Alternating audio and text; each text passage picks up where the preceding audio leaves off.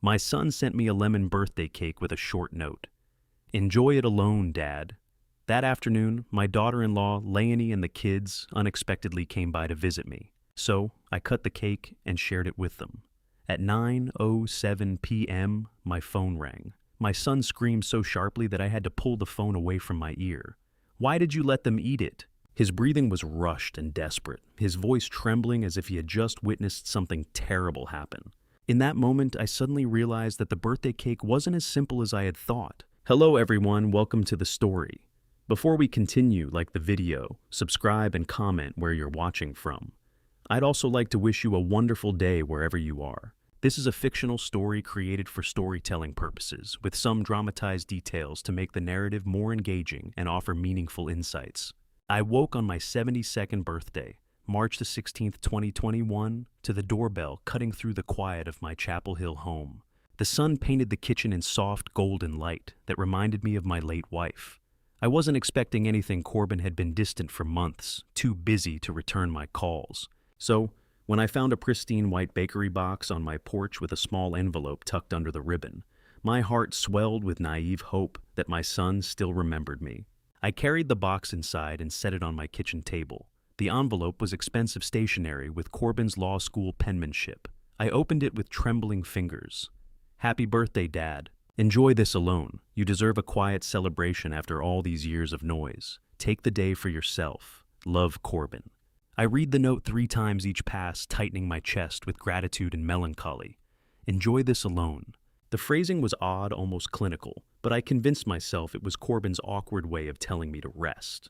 Have you ever been so grateful for a scrap of attention that you ignore the warning bells? I opened that box like a treasure chest. Inside was a perfect lemon sponge cake, 3 layers high, with pale yellow buttercream frosting, piped with professional precision.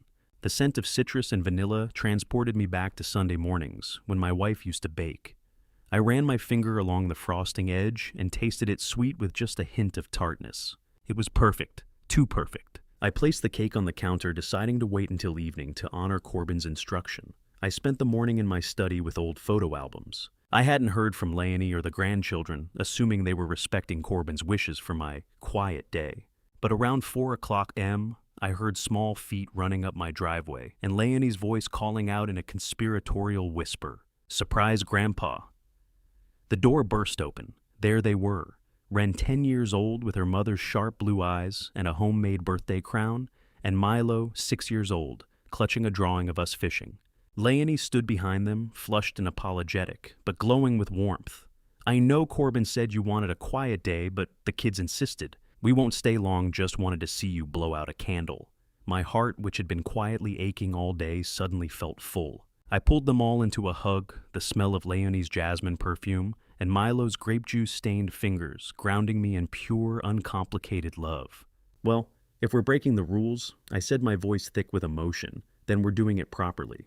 I've got a cake, and it's big enough for all of us." I brought the lemon cake to the dining table. Leonie lit a single candle from her purse. The children sang off-key, their voices filling my house with the kind of noise I'd been told to avoid. I cut 4 generous slices, watching Wren and Milo dig in with childhood enthusiasm. Leonie took a small bite, complimenting the bakery's skill, while I savored mine, slowly thinking how lucky I was that they'd defied Corbin's directive. The taste was sweet, almost too sweet. There was a faint bitter aftertaste I couldn't quite place, but I dismissed it as lemon zest. "This is really good, Grandpa." "Did you pick the flavor?" Wren asked, her mouth full of frosting. I shook my head, smiling. "Your dad chose it. He knows lemon was Grandma's favorite." It was only later, when the screaming started, that I realized Corbin hadn't chosen lemon out of sentimentality. He had chosen it to mask the chemical bitterness of crushed pills hidden inside. We spent another hour laughing, letting Milo show me his drawing in excruciating detail. Leonie kept glancing at her phone, frowning slightly. Around 6 p.m., they left the children sticky and happy. I cleaned up, wrapped the leftover cake, and settled into my armchair with a book and tea. The house fell back into familiar silence, but this time it was warm silence, the kind that follows laughter. Then at 9:07 p.m., the phone shattered everything. I saw Corbin's name on the caller ID, and for a split second, I thought he was calling to thank me. But the voice that exploded through the receiver was unrecognizable, a raw, jagged scream. "What did you do?" Dad, what did you do to them?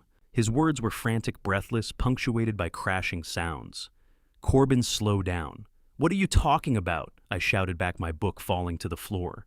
The kids, they're on the floor. They're not breathing right. Leonie's throwing up.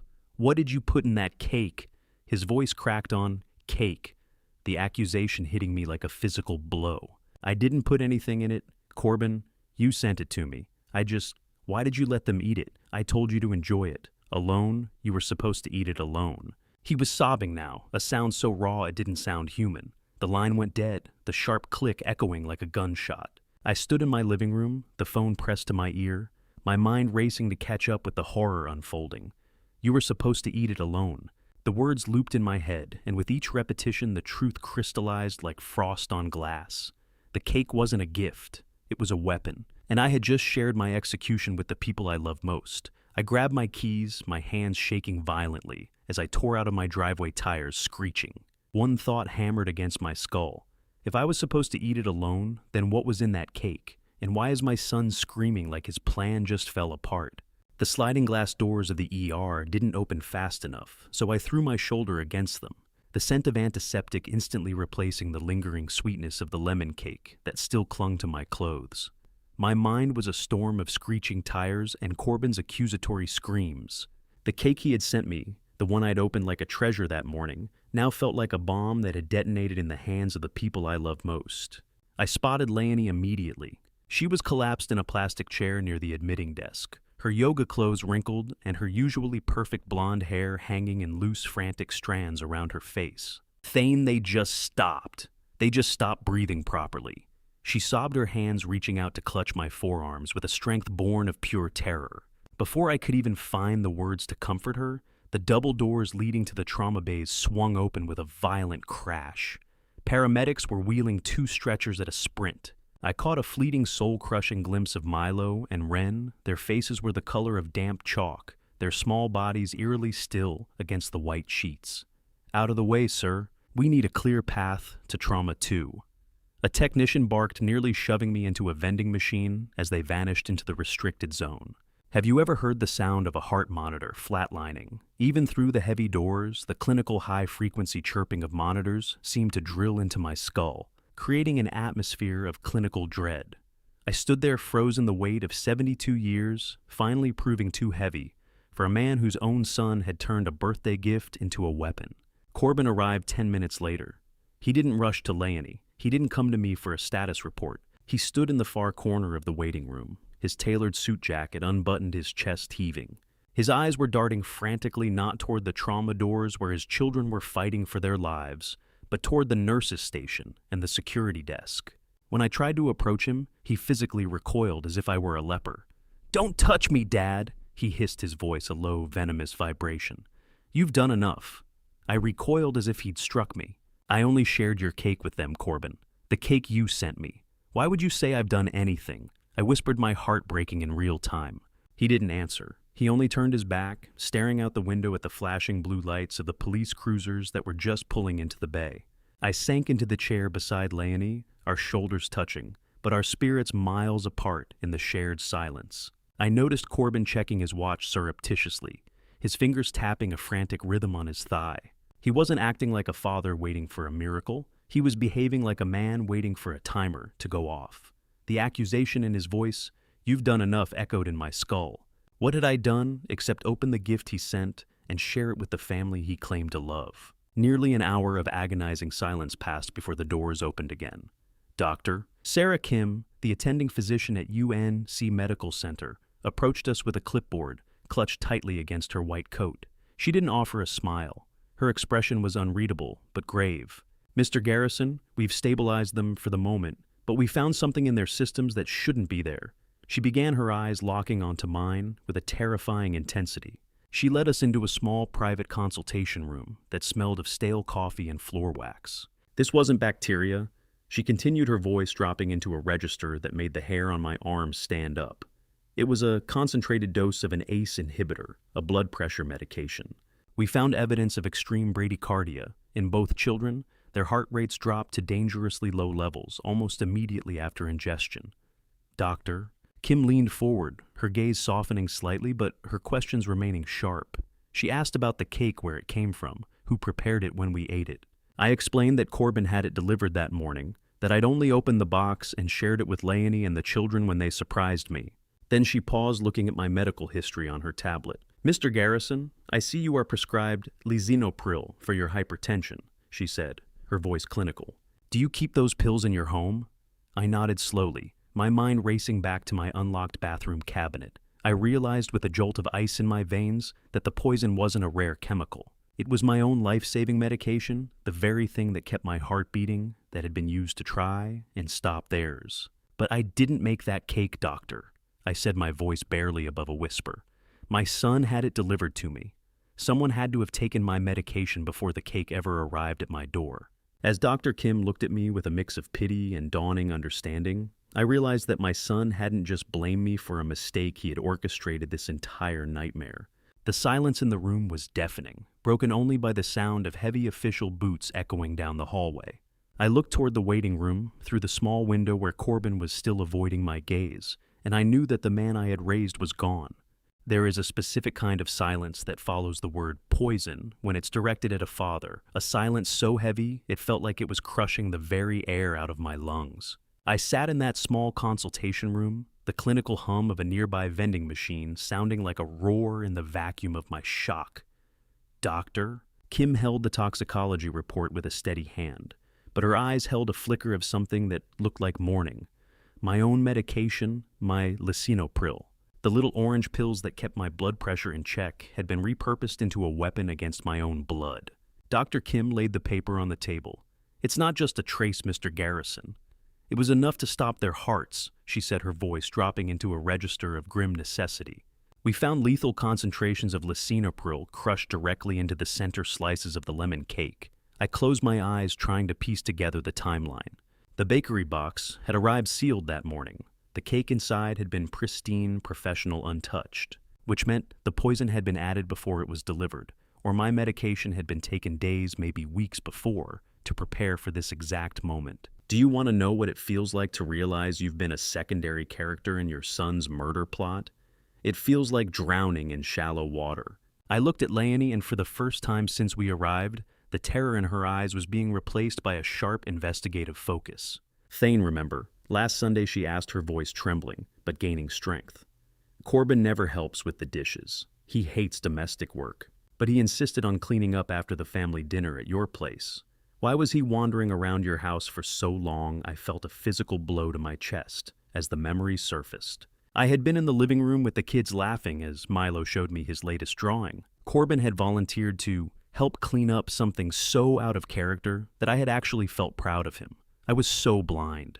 I had cheered for his helpfulness while he was scouting my medicine cabinet.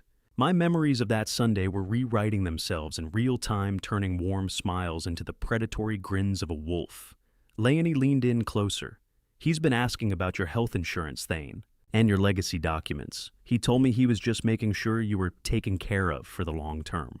We both sat in a stunned, collaborative silence as the pieces of Corbin's scouting mission clicked into place.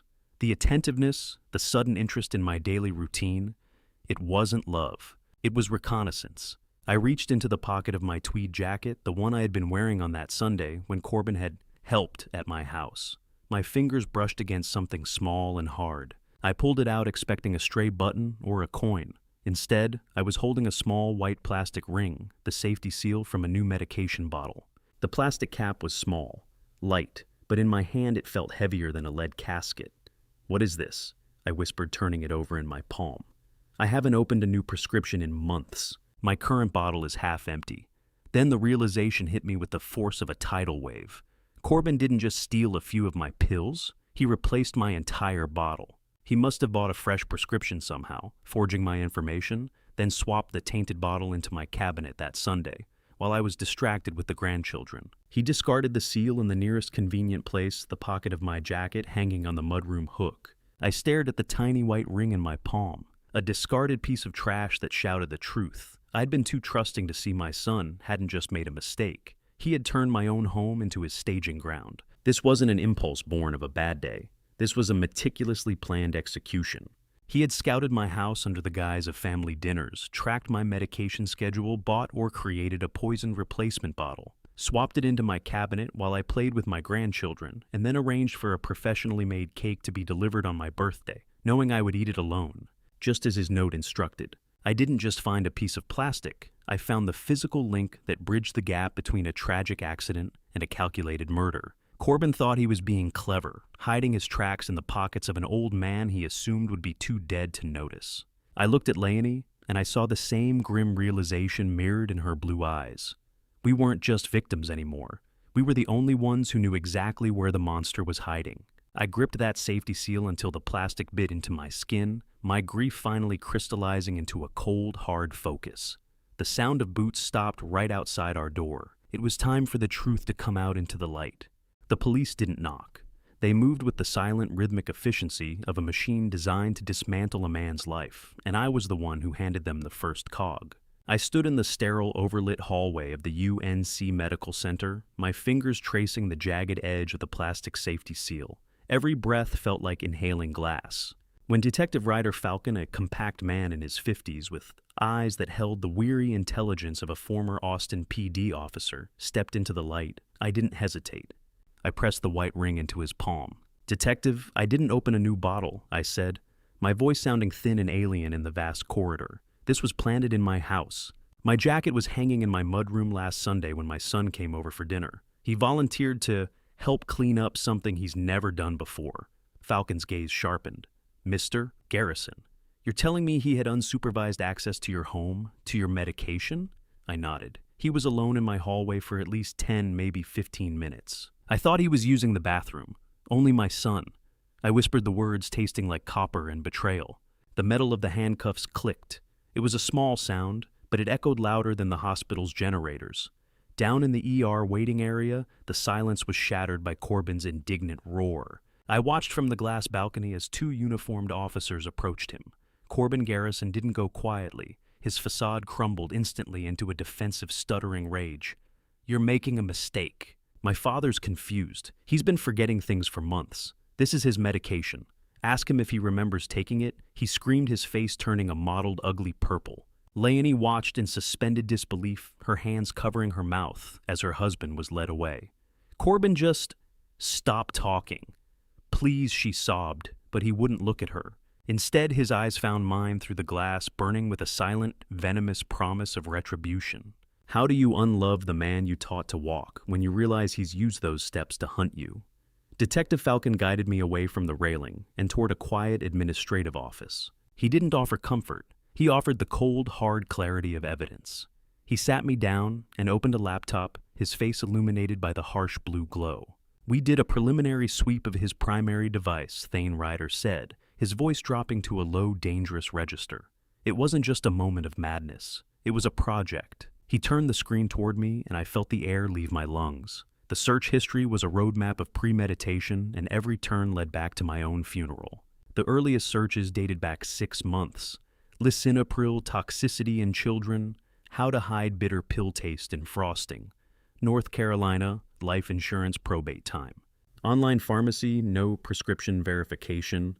Bakery custom cake, Chapel Hill delivery. My son had been researching the chemical composition of my heart medication, finding ways to obtain extra pills, and planning the delivery mechanism while I was teaching Milo how to ride his bike. The detective pointed to searches for elderly cognitive decline, accidental overdose reporting, and father forgets medication dosage symptoms. He'd been building a defense before he even committed the crime, preparing to paint me as a man who couldn't tell the difference between a sugar jar and a pill bottle. I realized then that they were launching the senility defense immediately, and Corbin had been planting seeds for months. Ryder scrolled further down the digital timeline. "There's something else," he said. "He wasn't just planning the poison, he was tracking you." He pulled up a location-sharing log from a family safety app. Corbin had been monitoring my daily patterns for weeks, noting when I was home alone, when I had visitors, and specifically when he came over for that Sunday dinner, logging the exact minutes I was occupied with the grandchildren. The timestamp showed Corbin's phone stationary in the area of my hallway bathroom for exactly 14 minutes, plenty of time to swap the bottles. I looked at the screen, seeing the data points of my own life reduced to a surveillance map. My own son had used a family safety app designed to protect elderly parents to instead hunt me like prey. He had used my love for my grandchildren as the distraction he needed to plant the weapon. I leaned back in the hard plastic chair, feeling old, truly old for the first time in my life. How do you explain to 12 strangers that the boy you taught to ride a bike grew up to measure your life in milligrams? Detective Falcon turned the screen toward me one last time. There's one more thing, Mr. Garrison. He wasn't just waiting for you to die. He was betting on it. I stared at the final document, a digital confirmation of an offshore credit line secured 2 weeks before my birthday. He had used the Garrison name to borrow against the insurance payout. He'd made reservations at a resort in the Cayman Islands for the week after my anticipated funeral. My life wasn't just sold, it was already being spent on a vacation. I gripped the edge of the desk, the cold metal biting into my palms. My son hadn't just calculated my death. He had booked the celebration. Walking into a law office to sue for your own inheritance is one thing.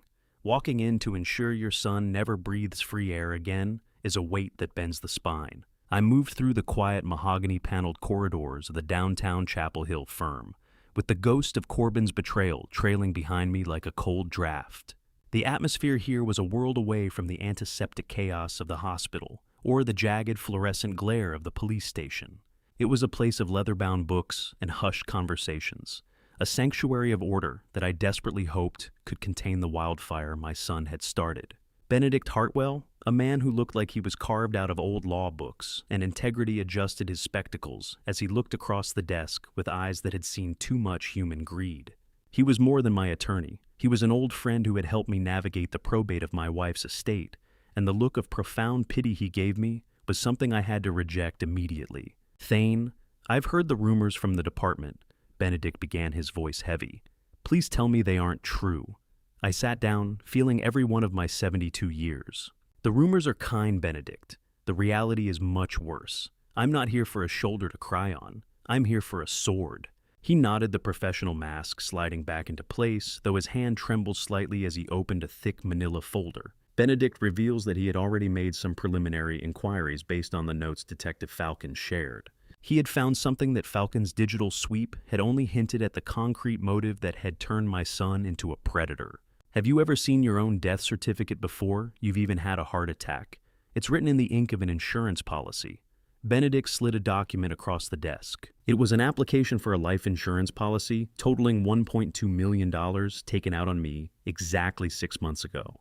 Corbin had checked the box for the accidental death rider, which would double the payout to nearly $2.5 million if I died of something like, say, an accidental overdose of my own medication. I stared at the signature at the bottom. It was mine. The same elegant, slightly looped G I had used on thousands of high school diplomas over the decades. It was a perfect, chilling forgery. Look at the date, Thane, Benedict said, pointing to the timestamp. He signed this the day you took him to dinner for his promotion. I felt the air leave the room. I remembered that night clearly. I had been so proud of him, so convinced that his success in the hedge fund world was a reflection of the values I had instilled. He had toasted to my health, clinking his glass against mine while planning my autopsy. He used my Mont Blanc, didn't he? I asked, the realization hitting me like a physical blow. The one I gave him for his college graduation. Benedict looked down at the report. The ink matches the bottle on your desk, Thane. He wasn't even careful. He was arrogant. The pen felt like a scalpel. Cold, precise, necessary. I realized then that Corbin's plan was deeper than just a single moment of opportunity. Benedict revealed that this was actually Plan B. A month prior, Corbin had attempted to change the beneficiary on my existing retirement accounts, but he had been blocked by a security question. He couldn't answer my mother's middle name. The poison cake hadn't been a sudden impulse. It was a desperate escalation. We spent the next hour drawing the battle lines. This wouldn't just be about the criminal charges Detective Falcon was preparing. We discussed a full-scale legal assault, stripping Corbin of his parental rights to protect Milo and Ren, securing a permanent restraining order, and placing my remaining assets into a protected trust that he could never touch even if he somehow walked free. If we go this route, Thane, there is no going back, Benedict warned, his eyes searching mine. You will be the lead witness in a case that will send your only son to prison for decades. You will have to stand in a courtroom and tell the world that you raised a monster. I didn't hesitate. I picked up the silver pen sitting on his desk. My son died when he put that powder in the frosting, Benedict. I'm protecting what's left. My hand was steady, a strange icy calm settling over me as I signed the retainer. I wasn't just signing a contract, I was hammering the first nail into the coffin of a 40-year lie. As the ink began to dry, Benedict leaned back, but his expression didn't lighten. He mentioned that, since the house mortgage forgery involved interstate wire fraud through the lending firm Corbin used, the FBI was now considering stepping in. This wasn't just a family tragedy anymore. It was becoming a federal nightmare. The scale of Corbin's deception was expanding beyond Chapel Hill, threatening to pull the entire Garrison name into the mud. I didn't care about the reputation anymore. I only cared about the children. If the federal government wanted to help me cage the wolf, I would open the door for them. The ink was still wet on the page when Benedict's desk phone buzzed. He listened for a second, his face turning the color of ash, before looking at me with a look of pure alarm. Thane, Corbin isn't staying quiet. He's just called a press conference from the county jail. My son, the man I had just signed a declaration of war against, was already moving to strike back. He wasn't going to wait for the evidence to bury him. He was going to try and bury the truth first. I stood up the chair, scraping harshly against the floor, knowing that the quiet sanctuary of this office was about to be replaced by the visceral glare of the public eye. I tapped the voice recorder app on my phone, twice tucking it into the breast pocket of my blazer like a concealed weapon before the heavy steel door of the visitation center buzzed open. The sound was an industrial snarl, a jarring reminder that I was no longer in the polite world of high school assemblies and faculty meetings. I was in a place designed to keep monsters in, and I was voluntarily walking into the cage. The air inside the Orange County Jail was thick with the scent of floor wax and stale anxiety, a metallic tang that seemed to coat the back of my throat. I followed the guard to a booth, my heart hammering against the phone in my pocket. I wasn't here to forgive. I wasn't here to weep. I was here to secure the confession that Corbin's public lies had made necessary. When Corbin was led in the sight of him, nearly made me flinch. The tailored Italian suits and the expensive watch were gone, replaced by a shapeless orange jumpsuit that made his skin look sallow and gray. He sat behind the thick glass barrier, his arrogance curdled into a desperate feral energy. He didn't look at me with regret. He looked at me like a problem he still thought he could solve. He picked up the handset and I did the same, the plastic cold against my ear. "Dad, thank God you came." He began, his voice a frantic whisper through the scratchy intercom. "You have to tell the DA it was a mistake. My lawyer says we can spin it as a medical mix-up. Think of the kid's reputation, Thane. You're destroying the Garrison legacy." I looked at his bitten-down fingernails the way they clawed at the metal table. "I'm not the one who put Lysin-April in the lemon frosting, Corbin. You are. Why did you do it?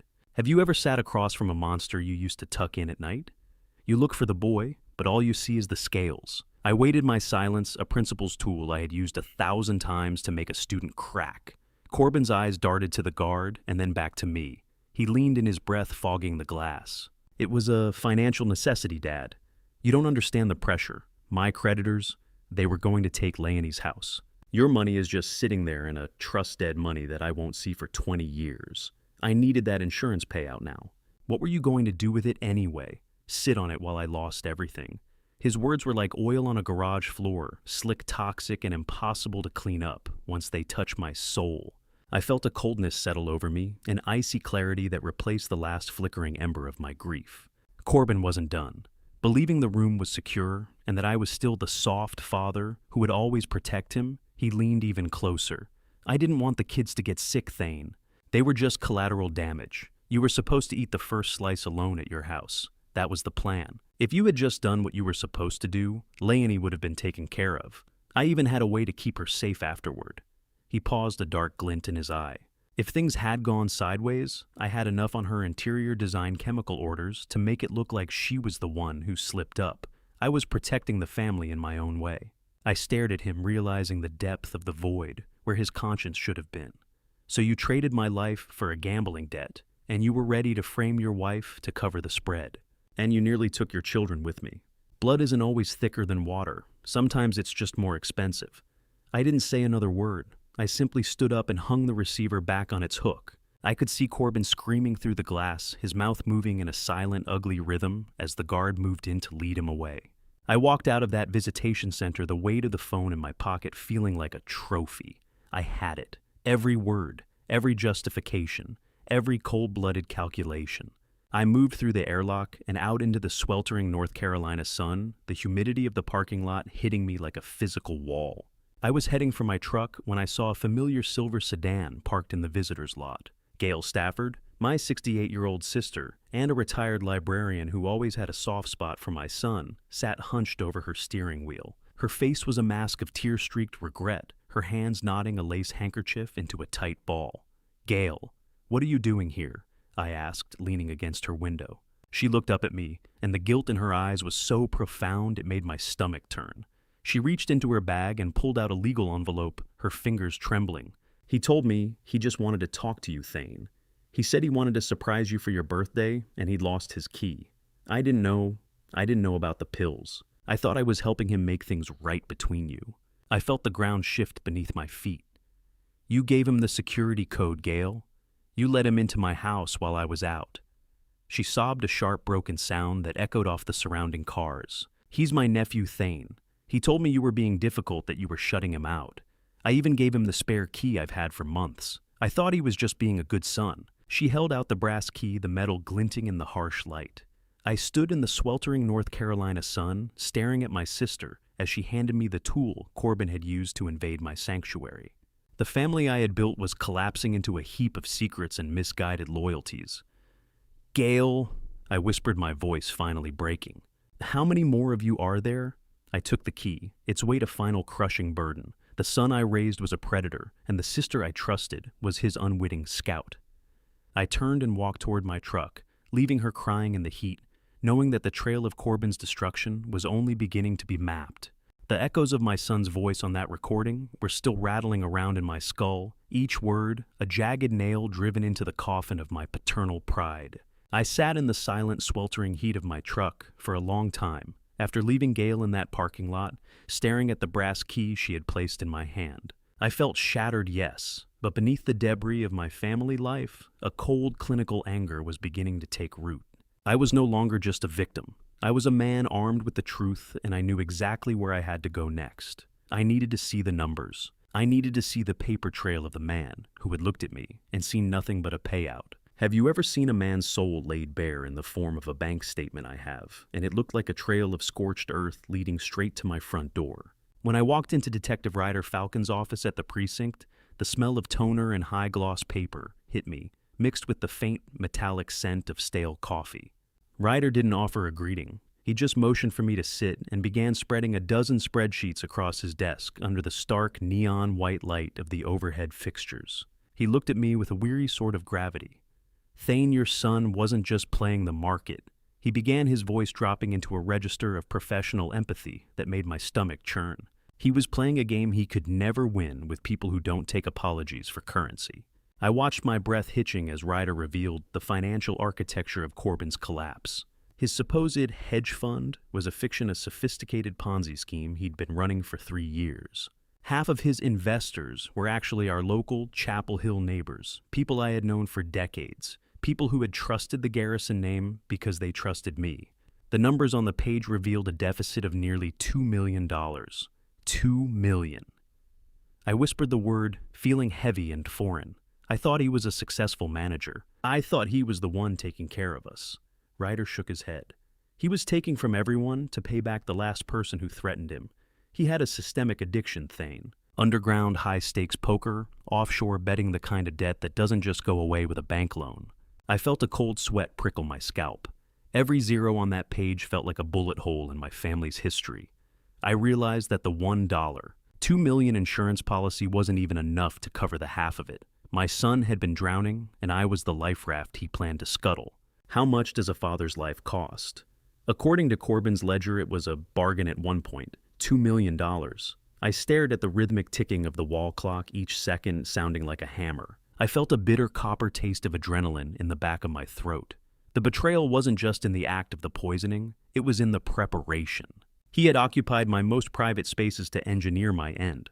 Ryder opened another folder containing the 529 college savings plans for my grandchildren Milo and Ren. I had started those accounts the day each of them was born, funneling my principal's salary into their futures. I looked at the most recent balance. It was exactly zero. My heart didn't just break. It felt like it was being hollowed out by a rusted spoon. The final withdrawal, made only 2 weeks before the poisoning, was for $83,000, every penny I'd saved over 10 years. Ryder's voice was clinical as he delivered the blow. That's the exact amount he needed to cover his immediate gambling debts and buy the chemicals. He didn't just steal their education, Ryder. He made them accomplices in their own trauma. Check the dates. Ryder urged, his finger tapping a line on the statement. He drained Milo's account all $83,000 on the same day he took the boy out for ice cream. He had sat there watching my grandson lick a chocolate cone, knowing he had just stolen the boy's future to buy the tools to kill me. The ink wasn't even dry on the children's betrayal when he was already booking his escape. The short shock of that realization made me lean back, the dry parchment feel of the bank statements suddenly feeling like they were burning my skin. I felt a profound, nauseating, protective rage. Corbin hadn't just been trying to solve a problem, he had been erasing us. He looked at his own children as a collateral, mere line items to be liquidated. Then Ryder slid the final piece of evidence across the desk, a printed confirmation for a one-way flight to the Cayman Islands. It was booked in Corbin's name, only scheduled for the day after the date he had anticipated for my funeral. I looked up at Ryder, my hands trembling as I held the flight confirmation. The bitter taste of adrenaline was now a full-blown roar in my ears. He was going to leave them, I whispered. He wasn't just killing me. He was abandoning Leonie and the kids to face the debt he'd built in my name. He had planned to watch me go into the ground, collect the blood money, and vanish, leaving his wife and children to be torn apart by the neighbors he'd robbed. I stood up, the chair scraping harshly against the floor. I knew what I had to do, but the thought of the conversation ahead made my knees weak. I had to go to Corbin's house. I had to find Leonie, and I had to tell her that the man she loved had already said goodbye to all of us. I didn't expect the crime scene to feel so empty, but as I stepped into my grandson's bedroom, the silence was louder than the sirens that had taken him away. My hands were still vibrating from the meeting, with Ryder Falcon, the flight confirmation to the Cayman Islands, feeling like a brand scorched into my memory. I had driven to Corbin's house under the pretense of gathering clothes and toys for Milo and Ren, but the air inside the affluent Chapel Hill estate felt heavy with the scent of a rotting legacy. I stood in the foyer, my fingers brushing the metallic heavy weight of the spare key in my pocket, the one my own sister had surrendered like a white flag. My son hadn't just intended to kill me. He had planned to vanish into a tropical sunset, leaving Leonie and the children to drown in the wake of his $2 million debt. The house was an eerie monument to a lie. I moved through the kitchen, where the marble countertops gleamed with a cold, mocking perfection. As I made my way toward the back of the house, I began to notice the subtle fractures in Corbin's curated chaos. I found unopened bills hidden under the corner of a decorative Persian rug and a half-packed suitcase shoved into the dark recesses of the master closet, filled with expensive linen shirts he had bought, while his children's college funds were being drained to zero. Everything felt abandoned, yet a thick layer of dust had settled on every surface except for the handle of Corbin's office door. Just a few things to make them feel at home in a hospital bed, I whispered to the shadows, but my voice was swallowed by the stagnant air. The house, once a symbol of my son's supposed triumph over my modest educator's life, was now revealed as a hollowed-out shell, as fake as the forged signature on my insurance policy. $87. That was the price of my son's remaining shred of decency. I entered Milo's room, expecting the soft smell of laundry detergent and the familiar clutter of a 6-year-old's life. Instead, I found a room that had been partially ransacked, as if someone had been searching for a hidden treasure in a frantic, sweaty hurry. My eyes fell to the floor, and my heart suffered a fresh, jagged tear. Milo's hand-painted ceramic piggy bank, the one I had helped him glaze for his 6th birthday, the one he called Commander Coin, was smashed into a dozen sharp pieces on the hardwood. I knelt, the gritty sound of ceramic grinding under my shoe, sounding like bone. I searched through the shards, my fingers tracing the cold, smooth texture of the blue glaze, but the hollow interior was empty. Corbin hadn't just stolen the $2 million. He had crawled into his son's room after the poisoning and stripped away the $87 the boy had been saving for a telescope. I felt my soul shift in that moment, a fundamental realignment of my nature.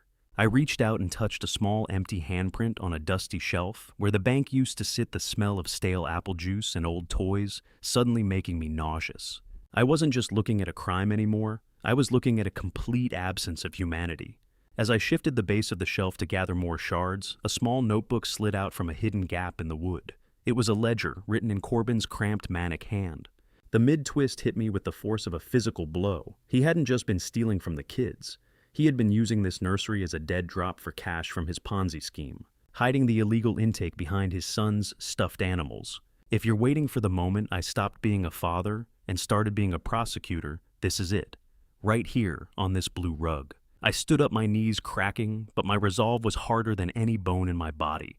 I realized that a father who can steal from a child he just tried to orphan is a monster that cannot be reasoned with, only caged. The insurance forgery had been about greed, but this, the smashed remains of a child's hope, was about a depravity that defied explanation. "You think you're a burden, Thane?" I asked the empty room, my voice flat and dangerous. "Wait until you see what I become." I wouldn't be the grieving grandfather anymore. I would be the architect of his ending. I began to gather the ceramic shards, but I didn't put them in the trash. I tucked the largest ones into my pocket, the sharp edges biting into my palm. They felt like diamonds in my hand, sharp, hard, and capable of cutting through every lie Corbin had ever told me. I needed them as a physical weight to ground me for the conversation I had to have with Leonie. As I reached for the final piece near the baseboard, I saw a slip of paper that had been pinned beneath the weight of the broken bank. It was a small handwritten note on stationery I recognized immediately. It was from my sister Gail. I pulled the note into the light. It was dated the very morning of the poisoning. "Thane is starting to ask questions about the trust," it read in her elegant librarian script. "Be careful, Corbin. I've done what I can, but he's sharper than you think." The betrayal was a cold liquid fire in my veins. My sister hadn't just given him a key. She had been his lookout, his early warning system. She was more than an unwitting accomplice. She was a sentinel for his greed. I didn't just find a broken toy on that floor. I found the roadmap to my sister's betrayal and my son's complete depravity. And as I tucked Gail's note into my pocket next to the shards of Milo's bank, I knew the family I'd spent 40 years building was officially dead. I stood in the middle of the ransacked nursery, clutching the evidence that would destroy Corbin's defense, and for the first time since this nightmare began, I didn't feel like crying. I felt like a man who finally knew exactly how to fight. Blood may make you related, but it's the loyalty in the dark, the kind that Leonie showed me that rainy Tuesday night, that actually makes you family. The sound of rain against the hospital window was a rhythmic, mournful percussion as I waited for her to emerge from the pediatric ICU. I stood there, my pockets weighted down by the ceramic shards of a smashed childhood and the cold, flat evidence of my sister's betrayal. When the automatic doors finally hissed open, Leonie looked like a woman who had been carved out of gray stone. Her eyes were hollow, and the smell of ozone and rain clung to her clothes as we walked out onto the entrance porch. She sank onto a cold, slick hospital bench, watching the neon lights reflecting in the black puddles at her feet. I didn't sugarcoat the truth. I couldn't afford to. I sat beside her and pulled out the empty college fund statements, followed by the note I had found in the ruins of Milo's nursery.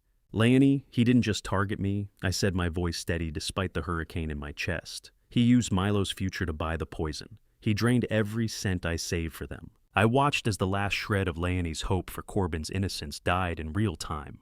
It wasn't a loud death. It was a quiet architectural collapse. She took the note from Gail, her fingers trembling as she recognized the handwriting.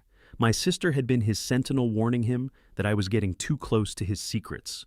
Leonie didn't scream. She didn't even sob at first. She just stared at the rain. "I'm not crying for him anymore. Thane," she whispered, her voice a jagged line of resolve. "I'm crying for the woman I was who thought he could be saved. I'm crying for the 10 years I spent sleeping next to a man who was calculating the value of my father-in-law's life in his head while I slept. He wasn't just a husband. He was a parasite. He wasn't just a husband. He was a parasite. That realization was the pivot point. The air around us felt charged, a grim solidarity forming in the space between our grief. Leonie looked at me, and for the first time, I saw a woman who was no longer a victim, but an investigator in her own right. She reached into her handbag and pulled out a stack of documents I hadn't seen before. "I've already contacted a divorce attorney, Thane," she said. "But I want to make one thing clear. I am not leaving you. You are the only father my children have left." She told me she wanted to keep the Garrison name, not for Corbin, but for me. She wanted to redefine it as a symbol of the integrity I had shown her, rather than the greed her husband had used to stain it. "I want to keep the name Dad. I want to be the kind of Garrison you are." I felt a surge of deep affection, a protective instinct that transcended biology. "You are my daughter in every way that matters," I replied. We will rebuild everything he burned. I promise you that house will not be taken. The garrison name was a tarnished heirloom, but Leonie and I were going to scrub it until it bled. I pledged my full financial support to her right then and there. I told her about the $2. $4 million in the trust money Corbin had considered his own private bounty. Every cent of it would go towards saving her home and securing the kids' recovery. But then Leonie delivered a twist I hadn't expected. She admitted she had suspected Corbin of an affair for months, watching him sneak out for midnight meetings and whispering into the phone. She had even hired a private investigator of her own, only to realize now that the other woman was actually a series of bookies he was meeting in back alleys. The infidelity wasn't sexual, it was financial. He had been cheating on our entire family with the high-stakes high he could never satisfy. Leonie reached into her bag again and produced a thick legal folder. "I've been keeping these," she said. "I found them hidden in my design studio behind some fabric swatches. They were Corbin's private business receipts, a trail of offshore payments and wire transfers to companies I didn't recognize." She had been building her own case without even knowing the full extent of the crime. But the biggest revelation came as we stood to leave. "Thane, I moved $50,000 of my own design business earnings into a secret account months ago," she confessed. "I didn't know he was a murderer, but I knew he was unstable. I knew the floor was going to fall out eventually. I just didn't know he was going to push you through it first." I looked at her with new respect. We had the immediate capital to start the legal war. We weren't starting from zero. Who says you can't choose your family?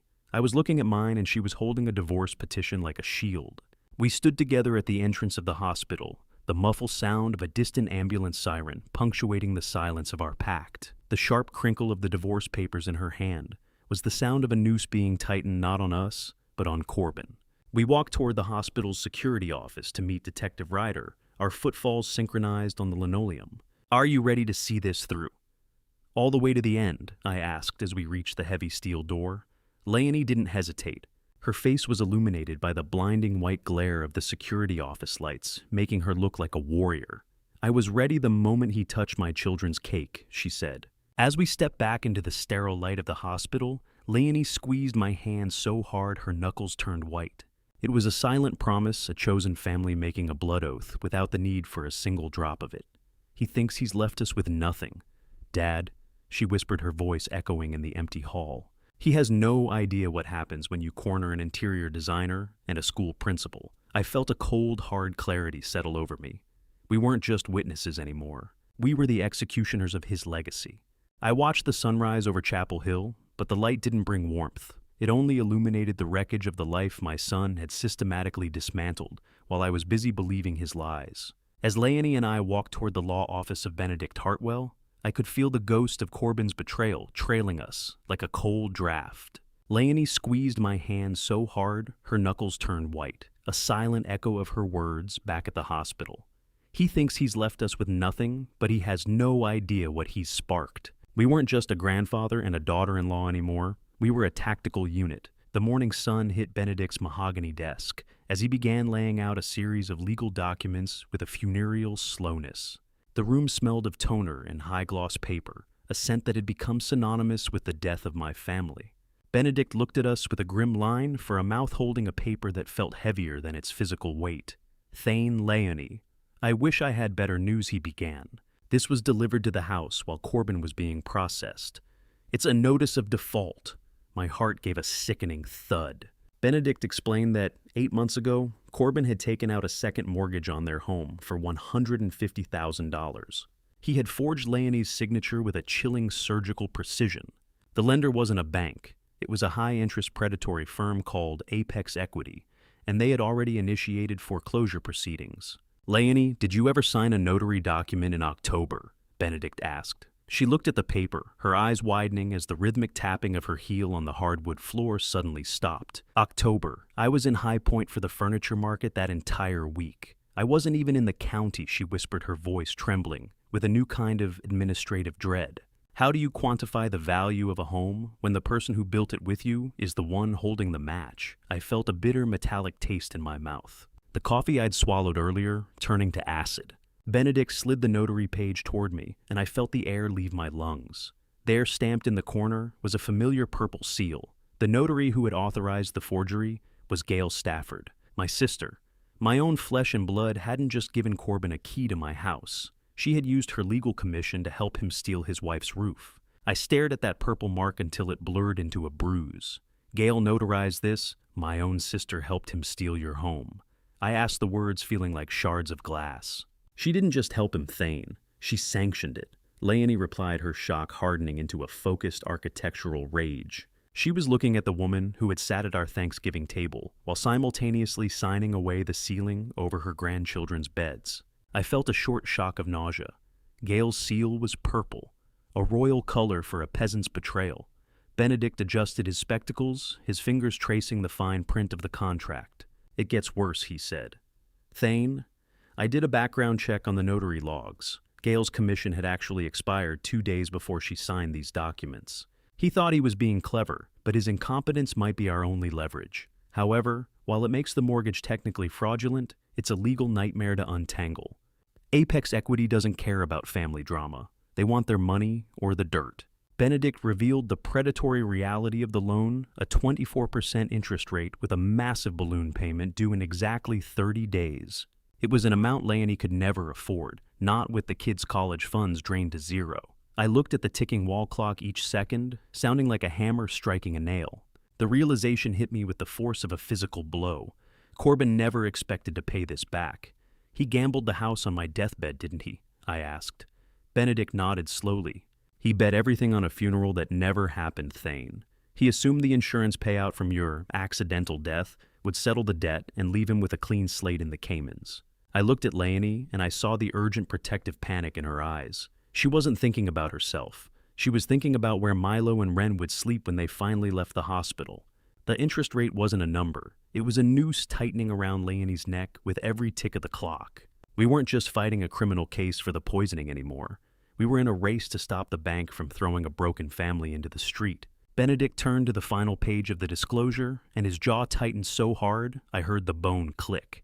The exit twist was the final insult. Thane. I've tracked the ownership of Apex Equity. It's a shell company. It's owned by a holding group tied to the same offshore bookies Corbin owed money to. The loan wasn't just a loan. The house was being used as direct collateral for his gambling debts. He didn't just borrow money. He handed the keys of his children's lives to the sharks. I stood up, the dry, parchment-like feel of the foreclosure notice still lingering on my fingertips. The scale of the depravity was so vast, it felt like a physical weight on my shoulders. Benedict looked up from the final page, his face ash gray. There's a rider on this contract, Leonie. If the house goes to auction, the children's names are listed as secondary debtors. He didn't just steal their home. He stole their credit scores before they even reached high school. He had mortgaged their entire future to pay for his past. I looked at Leonie, and the fire in her eyes told me everything I needed to know. I was going to my sister's house. I was going to find out how much of her soul she had sold to help my son burn our world down. I didn't knock on my sister's door. I hammered on it with the rhythm of a man who had just realized his family's history was written in invisible ink and forged signatures. The heavy official documents from Benedict's office sat on my passenger seat like a live grenade, and my blood felt like liquid fire as I stood on Gail's porch in Cedar Park. I had spent 72 years believing that blood was the ultimate contract, an unbreakable bond that transcended greed. But as the door finally creaked open, revealing Gail in her floral housecoat, the smell of lavender and stale cigarettes wafting from the hallway, I knew that contract had been shredded months ago. I pushed past her without waiting for an invitation. I went straight to the living room and dropped the predatory mortgage papers onto her lace-covered coffee table. The sharp crinkle of the legal documents seemed to echo in the small, cluttered room. You notarized a theft, Gail. I said, my voice dropping into that low, dangerous register I had only used for the most severe disciplinary hearings. You put your name and your official seal on a document that steals the roof from Milo and Ren's heads. Gail flinched, her hands beginning to tremble as she reached for a handkerchief. She tried to play the victim immediately, her eyes welling with well-practiced tears. Thane, please. He told me it was just a restructuring plan. He said it was for their inheritance, that you were having trouble managing accounts, and he was just helping you keep the house in the family. At what point does family loyalty become a suicide pact? I think Gail reached that point a long time ago. I looked at her, and for the first time, I didn't see my younger sister. I saw a co-conspirator who had traded the safety of her grandchildren for the comfort of a lie. You didn't read the papers. Gail, You didn't see the 24% interest rate or the balloon payment that Leonie could never afford. Or did you just not care? Because Corbin promised you a seat at the table when I was gone. She sank into her armchair, the sight of her trembling hands no longer eliciting pity, only cold, hard disgust. I pushed further, knowing the mortgage was only the beginning. I know about the $5,000, Gail, I said, leaning over the table. I know about the wire transfer you made to the Martinez sister. Gail's face went from pale to a sickly mottled gray. She wasn't crying because she was sorry. She was crying because she was caught. She admitted it, then her voice a pathetic whisper. Corbin said, "You were confused, Thane. He said Leonie was poisoning your mind against him trying to take the Garrison legacy. And he told me the only way to save the family reputation was to buy a witness who could tell the truth about her instability." My stomach turned. $5,000 to buy a lie. Gail, is that what our father taught you? You weren't just a passive enabler. You were an active financier of his madness. Then came the twist that made me feel like I was walking through a nightmare. As she sobbed, she confessed that Corbin hadn't just used his charm. He had promised her a pension, a fixed monthly sum from the life insurance payout I wasn't supposed to survive. Her motivation wasn't just some misguided sense of loyalty. It was raw, unadulterated greed. She had literally bet on my death to fund her retirement. I stood up the space in the room, suddenly feeling too small, the air too thick with the scent of her betrayal. I informed her then, with a surgical finality, that I was handing every scrap of evidence, the expired notary seal, the bank records of her wire transfer, and the note I'd found in the nursery to Benedict and the district attorney. "Thane, you can't!" she shrieked, reaching out to grab my arm. "I'm your sister. If you do this, they'll strip my commission, maybe even send me to jail." I looked down at her hand on my sleeve and pulled away. "If you're lucky, that's all they'll do. Gail, if you're not, you'll be sharing a cell block with the nephew you helped turn into a murderer." I realized that loving my sister didn't mean protecting her from the consequences of her crimes. It meant holding her accountable so the rot would stop spreading. As I turned to leave, she threw one final desperate barb. "You're choosing her. You're choosing an outsider over your own blood." I stopped at the door, the metallic weight of it in my hand. "Leonie isn't the outsider, Gail. She's the one who stayed when the person with my blood tried to kill me. You're the one who left." I walked out the front door, closing with a final thud that felt like a period at the end of a very long, very dark sentence. The Garrison name wasn't a shield anymore. It was a brand, and my sister had used it to burn everything I loved. I walked down the driveway, the muffled sound of a neighbor's lawnmower, providing a mundane backdrop to the collapse of my personal world. As I reached my truck, I glanced at the mail pile Gail had left on the porch table. On top was a letter from a private investigator. I didn't even have to open it. The return address was the same firm Corbin had mentioned. My own sister had been digging up dirt on my medical history, looking for any shred of evidence of cognitive decline to use in the trial. She had been sharpening the knife while Corbin was aiming for the heart. I gripped the steering wheel until my knuckles turned as white as the forged documents on the seat. The betrayal was complete. There was no more family tree, only a series of stumps. I looked at the ranch house in the rearview mirror as I backed out. "Goodbye, Gail," I whispered, knowing that the next time I saw her, she'd be wearing the same handcuffs as my son. I put the truck in gear and drove toward the city, my mind already shifting to the courtroom. I was done being a victim. I was going to be the witness that finally finished what Corbin started. I watched the local news truck pull up to the curb outside my law office, its satellite dish unfolding, like the wing of a predatory bird ready to feed on my family's corpse. The morning air was thick with the scent of damp pavement and expensive perfume, a cloying mixture that made my stomach churn as I stood by the window of Benedict Hartwell's downtown suite. For months we had been preparing for this day in the shadows, but now the lights were being turned on, and I wasn't sure the world was ready for the ugliness they would reveal. Benedict stood behind me, his reflection in the glass, a mirror of my own exhaustion. We had finalized the strategy, but as he pointed out, Corbin's defense had already won their first tactical victory. They had successfully lobbied the judge to keep the smash piggy bank out of evidence, arguing it was prejudicial and irrelevant to the murder charge. It was a blow to the heart of our narrative, the proof that my son's depravity knew no bounds, but we had to move forward with what remained. "They're going to call you principal punishment." Thane Benedict warned, his voice low and steady. "They've been leaking stories to the tabloids for weeks. They'll say you were always too hard on him, that your rigidity drove him to the brink, and that now you're projecting your own failures onto a successful man." I turned away from the window, looking at the stacks of subpoenas and forensic reports that cluttered the mahogany desk. Let them, I replied, feeling a cold pragmatic stoicism settle into my bones. A hard truth is better than a comfortable lie. I spent 30 years disciplining other people's children for taking shortcuts. I won't let my own son take the ultimate shortcut and walk away from what he did to Milo and Ren. Have you ever been the lead story on the 6 o'clock news? It's like watching a stranger wear your skin while they tell lies about your soul. Later that afternoon, a local news expose titled "The Garrison Poisoning" aired, and I was forced to watch my son's face, the one I had held in my hands when he was an infant, frozen in a grainy jailhouse mugshot. The narrative in Chapel Hill had split like a lightning-struck oak. I walked into the grocery store for a gallon of milk and felt the burning stares of former colleagues. People I had served with on the school board for decades suddenly found the labels of cereal boxes fascinating when I passed. The digital backlash was worse. Gail's rumors of my supposed senility had taken root in the dark corners of social media, fueling a Justice for Corbyn campaign that painted me as a vengeful patriarch. I was experiencing my first taste of true public isolation, a social freezing that made the North Carolina summer feel like midwinter. "Mr. Garrison, is it true you're testifying against your only child?" a reporter shouted, thrusting a microphone toward my face as I exited the market. I stopped looking directly into the lens of the camera. "I'm testifying for my grandchildren." "There's a difference," I said, my voice carrying the same weight of authority I used to command in a crowded gymnasium.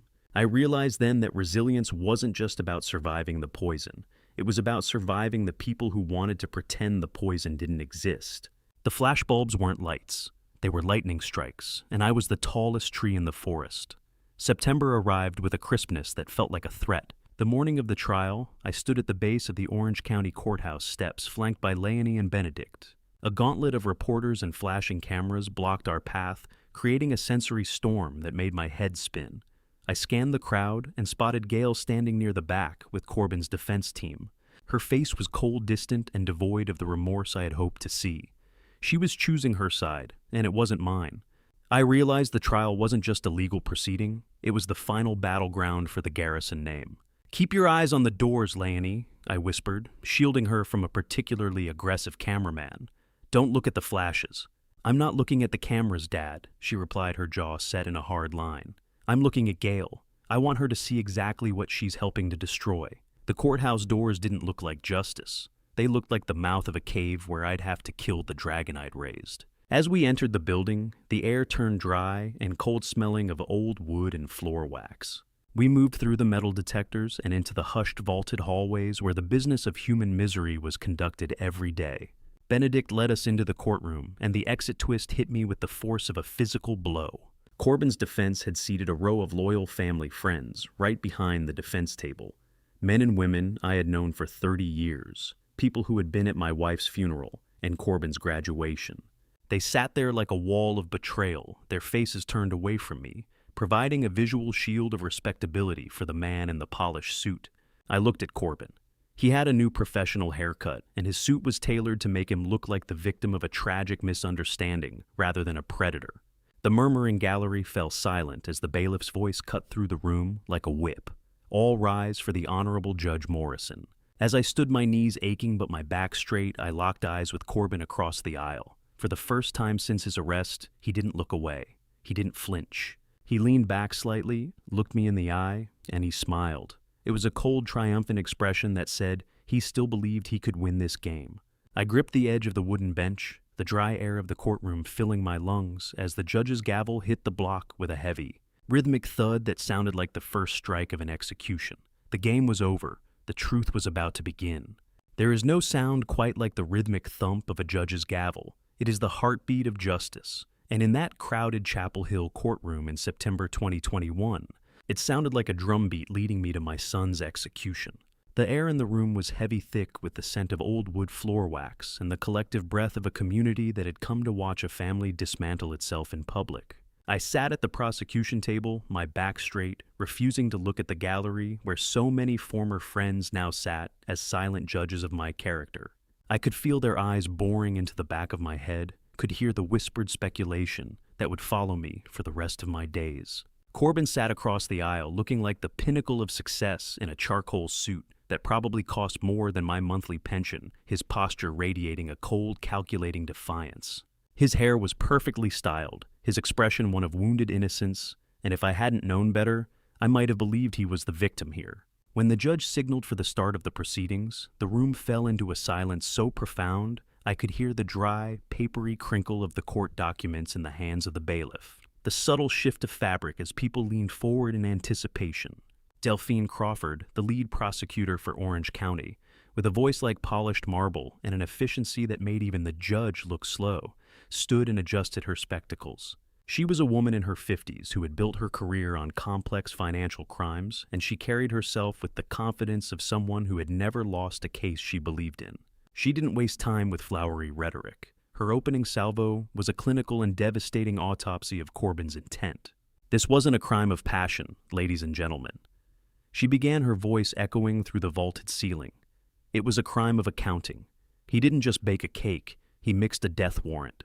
The metaphor was brutal and effective, and I saw several jurors flinch. She detailed the timeline of the lisinopril poisoning with the precision of a surgeon, painting Corbin not as a victim of debt, but as a predator who viewed his own father as a walking ATM. The jury watched her, captivated by the cold logic of her words. She revealed a detail that even I hadn't fully processed. Corbin had actually attempted to cancel the children's health insurance policy the day before the poisoning, on March 15, 2021. He intended to leave Leonie with absolutely zero resources for their recovery, while he vanished with the insurance payout from my death. The insurance company had flagged the cancellation request as suspicious and delayed it. An administrative quirk that may have saved Milo and Ren's lives by ensuring they had coverage when they arrived at the ER. He didn't just want me dead, he wanted me broke and forgotten. I felt the metallic taste of adrenaline in my mouth as Crawford spoke, my hands gripping the edge of the table so tightly my knuckles turned white. I looked at Corbin expecting to see a flicker of shame, but he only straightened his tie and offered a faint, mocking smile to a woman in the third row, one of the loyal friends his defense had planted in the gallery. It was as if he were watching a play rather than a trial for his own life. The callousness of it was a physical weight, a pressure behind my eyes that I had to fight to keep contained. I had raised this man. I had taught him about the value of integrity and the importance of family, sitting at the dinner table night after night, discussing ethics and responsibility. I had held him when he cried, as a child celebrated his victories, consoled him through his failures. And yet here he was, treating the near death of his own children as a minor inconvenience in his pursuit of profit. Dr. Sarah Kim was the next to take the stand. She presented a digital recreation of the cake's chemical composition on a large monitor that had been wheeled into the courtroom. The clinical blue glow of the screen illuminated the dark wood of the courtroom as she explained the findings with the detached professionalism of someone who had testified in dozens of cases. The lisinopril wasn't just in the frosting, she explained, her voice steady and professional. It was concentrated with surgical precision in the center slices, the ones typically reserved for the guest of honor. She used a pointer to indicate the cross-section diagram, showing how the medication had been crushed and mixed specifically into the middle layers of the cake, where the birthday celebrant would traditionally take the first piece. A sharp intake of breath rippled through the jury box as they realized the poison was precision, placed to ensure I was the one who died, even if the children shared the meal. It was a scientific horror story told in milligrams and percentages. Doctor Kim explained that the concentration found in those center slices would have been lethal to an adult, while the trace amounts in the outer slices, what Milo and Ren had eaten, were enough to cause severe bradycardia, but not immediate death.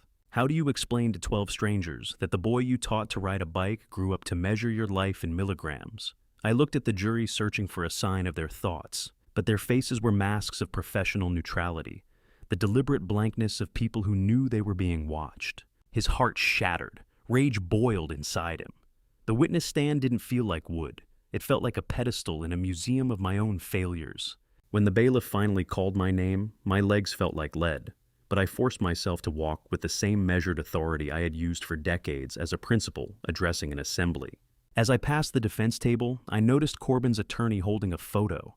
It was a picture of me from 5 years ago, taken during a bout of heavy flu. I looked frail, confused, and old.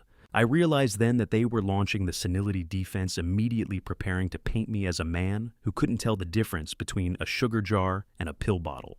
The strategy was clear: if they couldn't deny the poisoning, they would try to shift the blame to the victim's supposed incompetence. I took the oath, the cold metal of the microphone biting into my fingertips as I adjusted it, my reflection visible in its polished surface.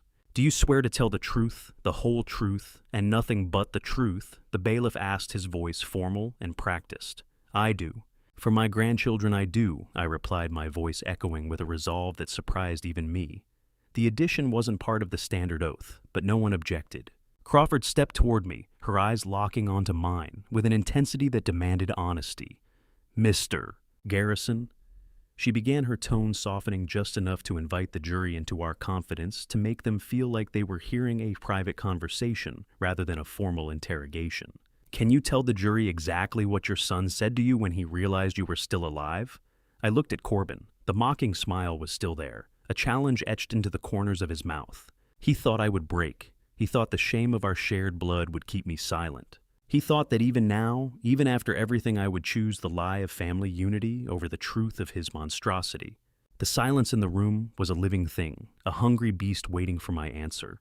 I took a breath, the air tasting of dust and finality. "He called me a burden." I said, the words falling like stones into a still pond, sending ripples through the courtroom. "He said I was sitting on dead money while his life was falling apart. He told me I was supposed to be the only one who ate that cake." I paused, letting the weight of those words settle. "He said that if I had just followed his instructions, if I had eaten the cake alone, like he told me to, then everything would have been fine. His children would be safe, his wife would be taken care of, and I would just be gone. A problem solved, a debt cleared." As I spoke, I could see the jurors leaning in their skepticism, beginning to erode under the weight of my steady gaze.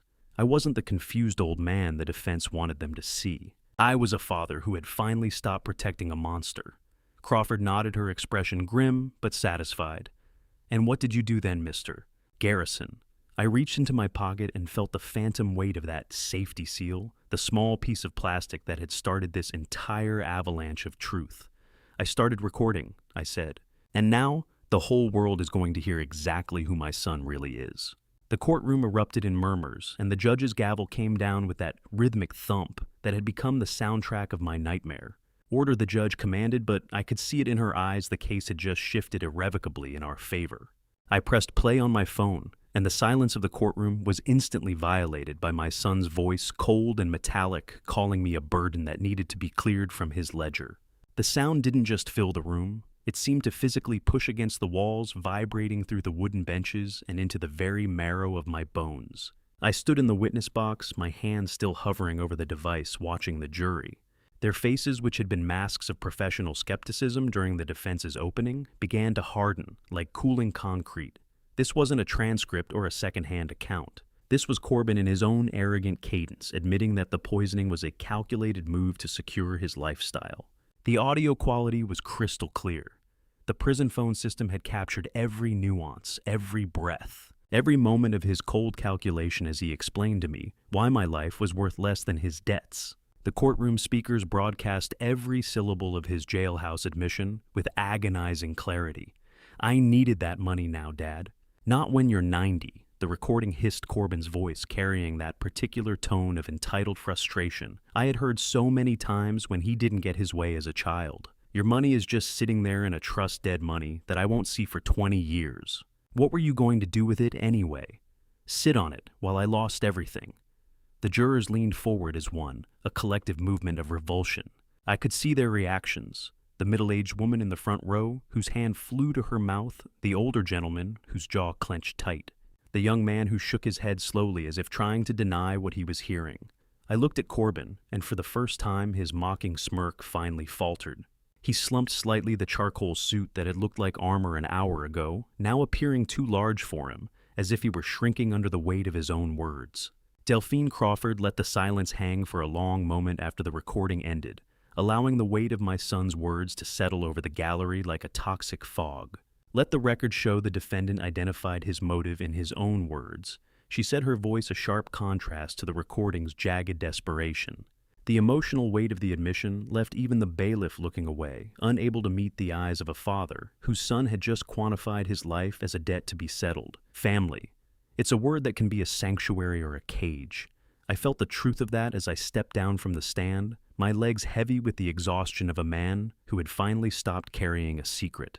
The walk from the witness box to my seat felt like miles, each step echoing in the hushed courtroom. Leonie Garrison took my place next, and she looked like a woman carved out of integrity. Her voice was clear and unwavering as she detailed the financial wreckage Corbin had hidden behind his designer watches and offshore accounts.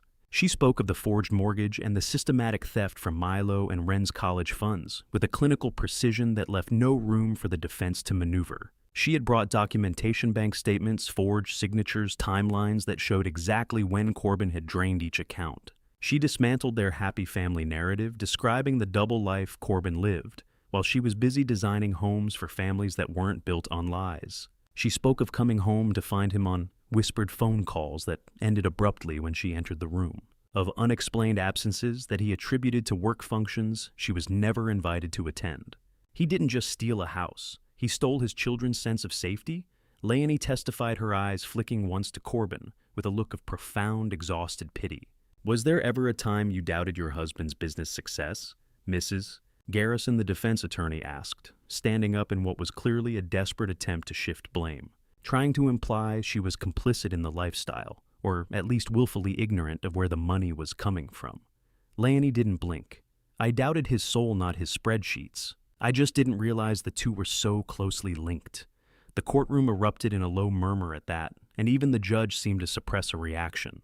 During her testimony, she revealed a detail that made me grip the railing. Corbin had pawned her grandmother's engagement ring, the one thing he knew she cherished above all else. A family heirloom that had survived 3 generations, to pay for a single weekend's debt at a private poker game in Charlotte. The betrayal was layer upon layer, a nesting doll of greed that seemed to have no end. She produced the pawnshop receipt dated just 2 weeks before the poisoning in March 2021, the item description reading 1940s platinum ring, 2-carat diamond, valued at $2,500. How much does a soul cost in Chapel Hill? Apparently about $5,000 and a used notary seal. Before I expose the truth behind that $5,000 wire transfer, I want to know if you're still watching this with me. Comment A if you think she should be forgiven for family loyalty, or BO if you think she belongs in a cell, and add one short reason so I can see your side.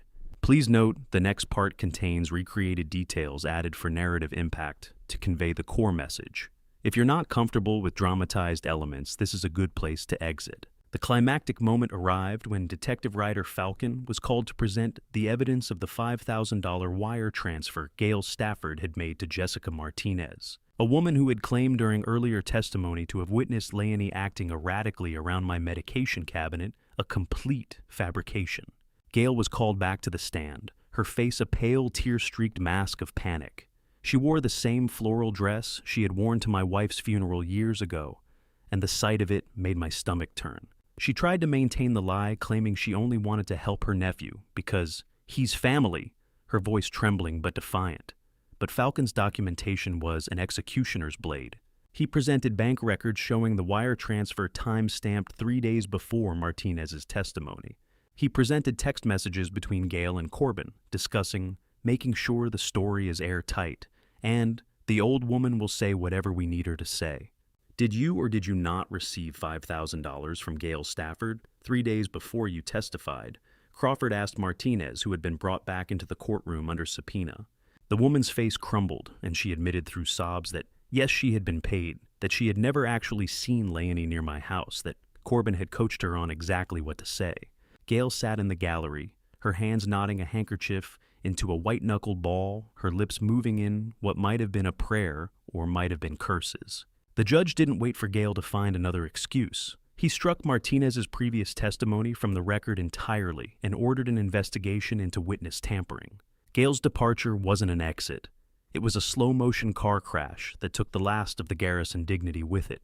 As court officers moved in to escort her out for her role in the witness tampering, she finally snapped. The composed librarian demeanor that had defined her for 68 years shattered like glass. She turned toward the defense table, her voice a shrill scream that cut through the judicial decorum like a knife through silk.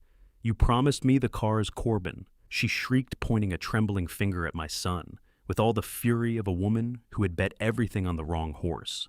"You said I'd get Thane's vintage collection as a bonus for keeping the story straight.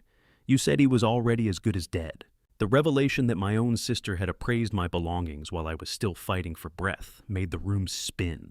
I had a small collection of classic cars in a storage unit, a 1967 Mustang, a 1972 Corvette, nothing extravagant, but vehicles I had lovingly restored over decades. The thought that she had been mentally dividing my possessions while I lay in a hospital bed, watching my grandchildren fight for their lives, was a betrayal that cut deeper than Corbin's poison ever could. Her greed wasn't just a byproduct, it was the fuel for her loyalty.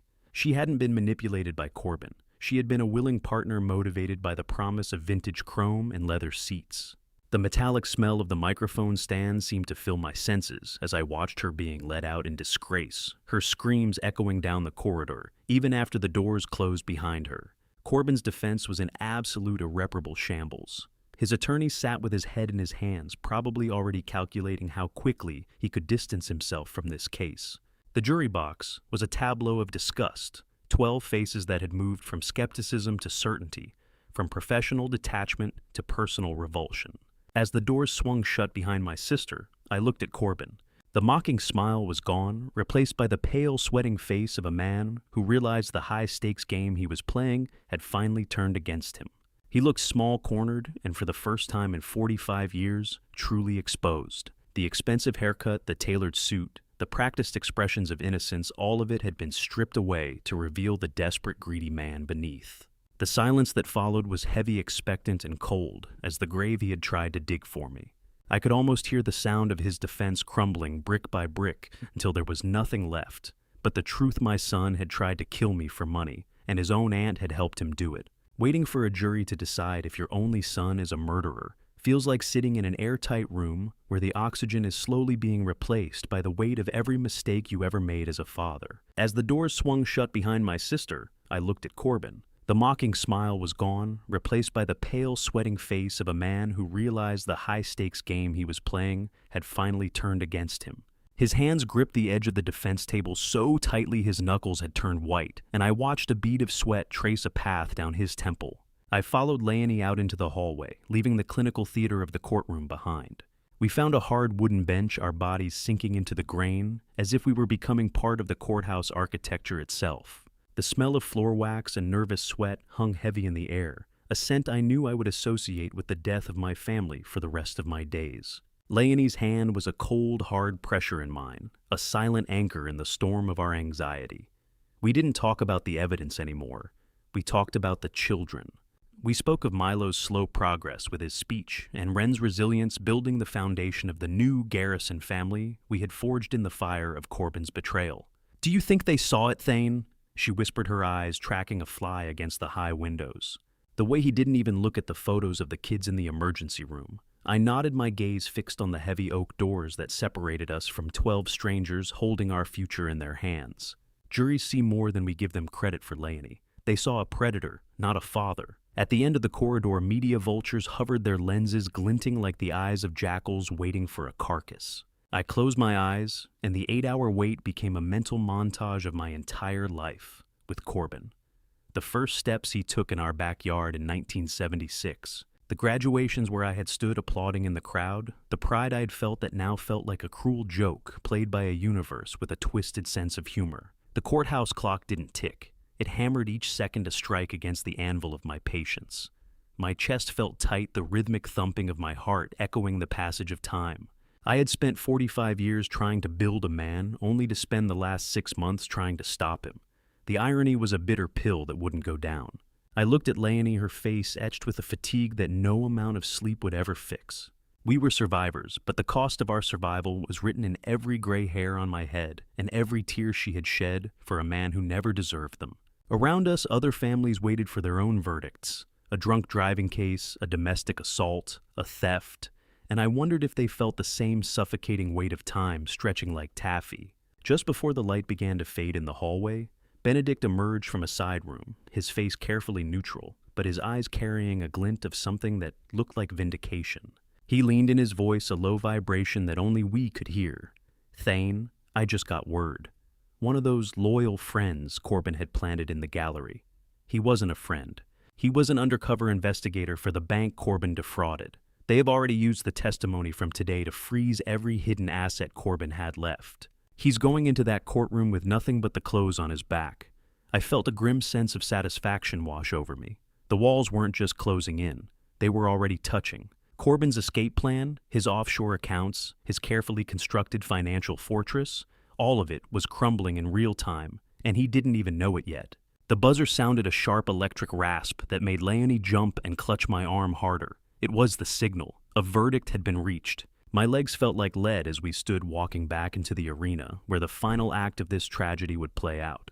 I watched the 12 jurors file back in their faces, unreadable masks that gave nothing away. I searched for a sign, a look of pity for me, a hard-eyed stare for the man across the aisle. Some looked tired, others resolute, but none would meet my eyes. Corbin stood straightening his suit one last time, with trembling hands, but the arrogance had been replaced by a frantic, vibrating energy that reminded me of a trapped animal sensing the end. He looked toward the judge as if searching for a loophole in the fabric of reality, some last-minute miracle that would whisk him away from the consequences of his choices. The sight of the dust motes dancing in the final sunset light through the courtroom windows gave the room a surreal golden glow, as if we were all frozen in amber, a moment preserved forever in the collective memory of everyone present. Guilty, a 6-letter word that weighed 1,000 tons. The judge, a woman who had presided with stern efficiency throughout the trial, looked at the foreperson, a man in his 50s who looked remarkably like a younger version of myself. Same build. Same serious expression, same weight of responsibility on his shoulders. Has the jury reached a verdict? The judge asked, her voice cutting through the silence like a blade. We have, Your Honor, the foreperson replied, his voice trembling slightly under the weight of the moment. I held my breath, the silence in the room so absolute I could hear the blood rushing in my ears, the distant hum of the air conditioning, the rustle of paper as the court reporter positioned her hands. On the count of attempted murder in the first degree, we find the defendant guilty. On the count of child endangerment, guilty. On the count of insurance fraud, guilty. On the count of forgery, guilty. Each word fell like a hammer blow, and with each one, I felt a piece of the weight I'd been carrying lift from my shoulders. Leonie collapsed into my arms, a sharp broken sob escaping her as she buried her face in my shoulder. It was a mix of grief for the life she lost and a profound relief for the safety of her children. Her entire body shook with the force of emotions she'd been holding back for months. Anger, fear, loss, vindication, all pouring out in a single moment of release. I kept my eyes open watching Corbin. He didn't scream. He let out a low animalistic groan of defeat, his shoulders slumping as if the very air had been sucked out of him. His lawyer put a hand on his arm, probably offering some hollow words of comfort about appeals and second chances. But Corbin's face told the story of a man who knew the game was over. The bailiffs moved in with practiced efficiency, the sharp metallic click of the handcuffs, sounding like a period at the end of a very long, dark sentence. Corbin looked at the jury, and I saw the moment he realized his defense had failed to vet the foreperson, a man whose own mother had been a victim of a financial scam years earlier. A detail that had somehow slipped through the cracks of jury selection. The connection was a final poetic blow from a universe that had tired of his games. Is it possible to feel your soul getting lighter while your heart breaks into a million pieces? I suppose it is. I watched as they turned him toward the side door that led to the holding cells. You're dead to me, Corbin hissed as they pulled him away, his eyes locking onto mine with a final desperate venom that should have hurt, but somehow didn't. I didn't flinch. I just watched him go, finally at peace with the man I had to become, to stop him. The Garrison name no longer belonged to his greed. It belonged to our survival. I felt Leonie's grip on my arm tighten, and for the first time in months, I felt like I could take a full breath without the weight of impending doom pressing on my chest. I watched the heavy oak doors swing shut behind my son for the last time, as a free man, the sound echoing through the emptying courtroom, like the closing of a book. I didn't feel like a winner. I felt like a man who had finally cut out a cancer, knowing the surgery had saved the body, but left a scar that would never stop itching. The courtroom began to clear, families shuffling out with their own verdicts and their own burdens. The shadows stretched long across the floor as the sun dipped lower, and I knew that, while this chapter was over, the long road of healing was only just beginning. Benedict approached us, his hand extended. You did the right thing, Thane, he said simply. I know it doesn't feel that way right now, but you saved lives today. Not just Milo and Ren's every senior citizen who would have been Corbin's next target. I nodded, not trusting my voice to remain steady. As we walked out of the courthouse, past the media circus that shouted questions we didn't answer, I felt Leonie's hand slip into mine. We had survived. Corbin had tried to poison us, to steal from us, to destroy us from the inside out. And we had survived. The evening air hit my face cool and clean after the stale atmosphere of the courthouse, and I looked up at the North Carolina sky turning shades of purple and gold. Ren and Milo were waiting at home with a neighbor probably anxious for news they were too young to fully understand. Tonight I would tell them that the wolf was in a cage, that the man with the lemon head was safe, that they could sleep without nightmares. Tomorrow I would begin the work of teaching them that family isn't always defined by blood, that boundaries are acts of love, and that sometimes the bravest thing you can do is tell the truth, even when it costs you everything. But tonight I would just hold them and be grateful for the breath in my lungs and the beating of my heart. The trial was over. The healing could begin. Does a father ever truly finish burying a son? Or do the shovels just get heavier with every year? The prison sentence adds to his life. The heavy oak doors had swung shut behind Corbin weeks ago. And since that day I had lived in a hollowed-out version of my own existence. The jury's verdict had provided the truth, but it hadn't provided peace. Now, the morning of the sentencing hearing had arrived, carrying with it a different kind of tension. Not the sharp panic of the trial, but a cold, heavy finality that settled into my bones as I dressed in my best suit.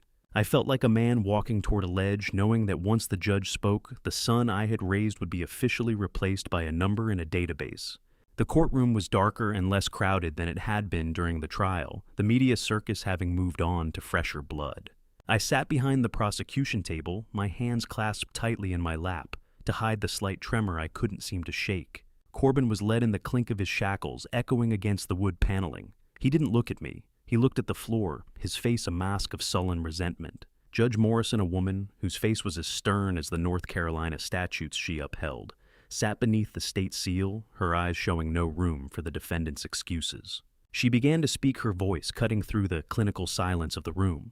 She spoke of the sacred trust between a parent and child, and how Corbin had not only broken that trust, but had weaponized it. 20 years, she said, and the dry, heavy thud of the gavel followed her words like a thunderclap. 20 years in central prison, with no possibility of parole for 13. You didn't just target a life, Mr. Garrison, you targeted the concept of family. 20 years, that's 7,300 days of silence. I watched Corbin's back, waiting for a slump of defeat or a bowed head of remorse. Instead, I heard a sharp, audible intake of breath, not from sorrow, but from the pure narcissistic shock that his charm had finally failed to buy him a shorter leash.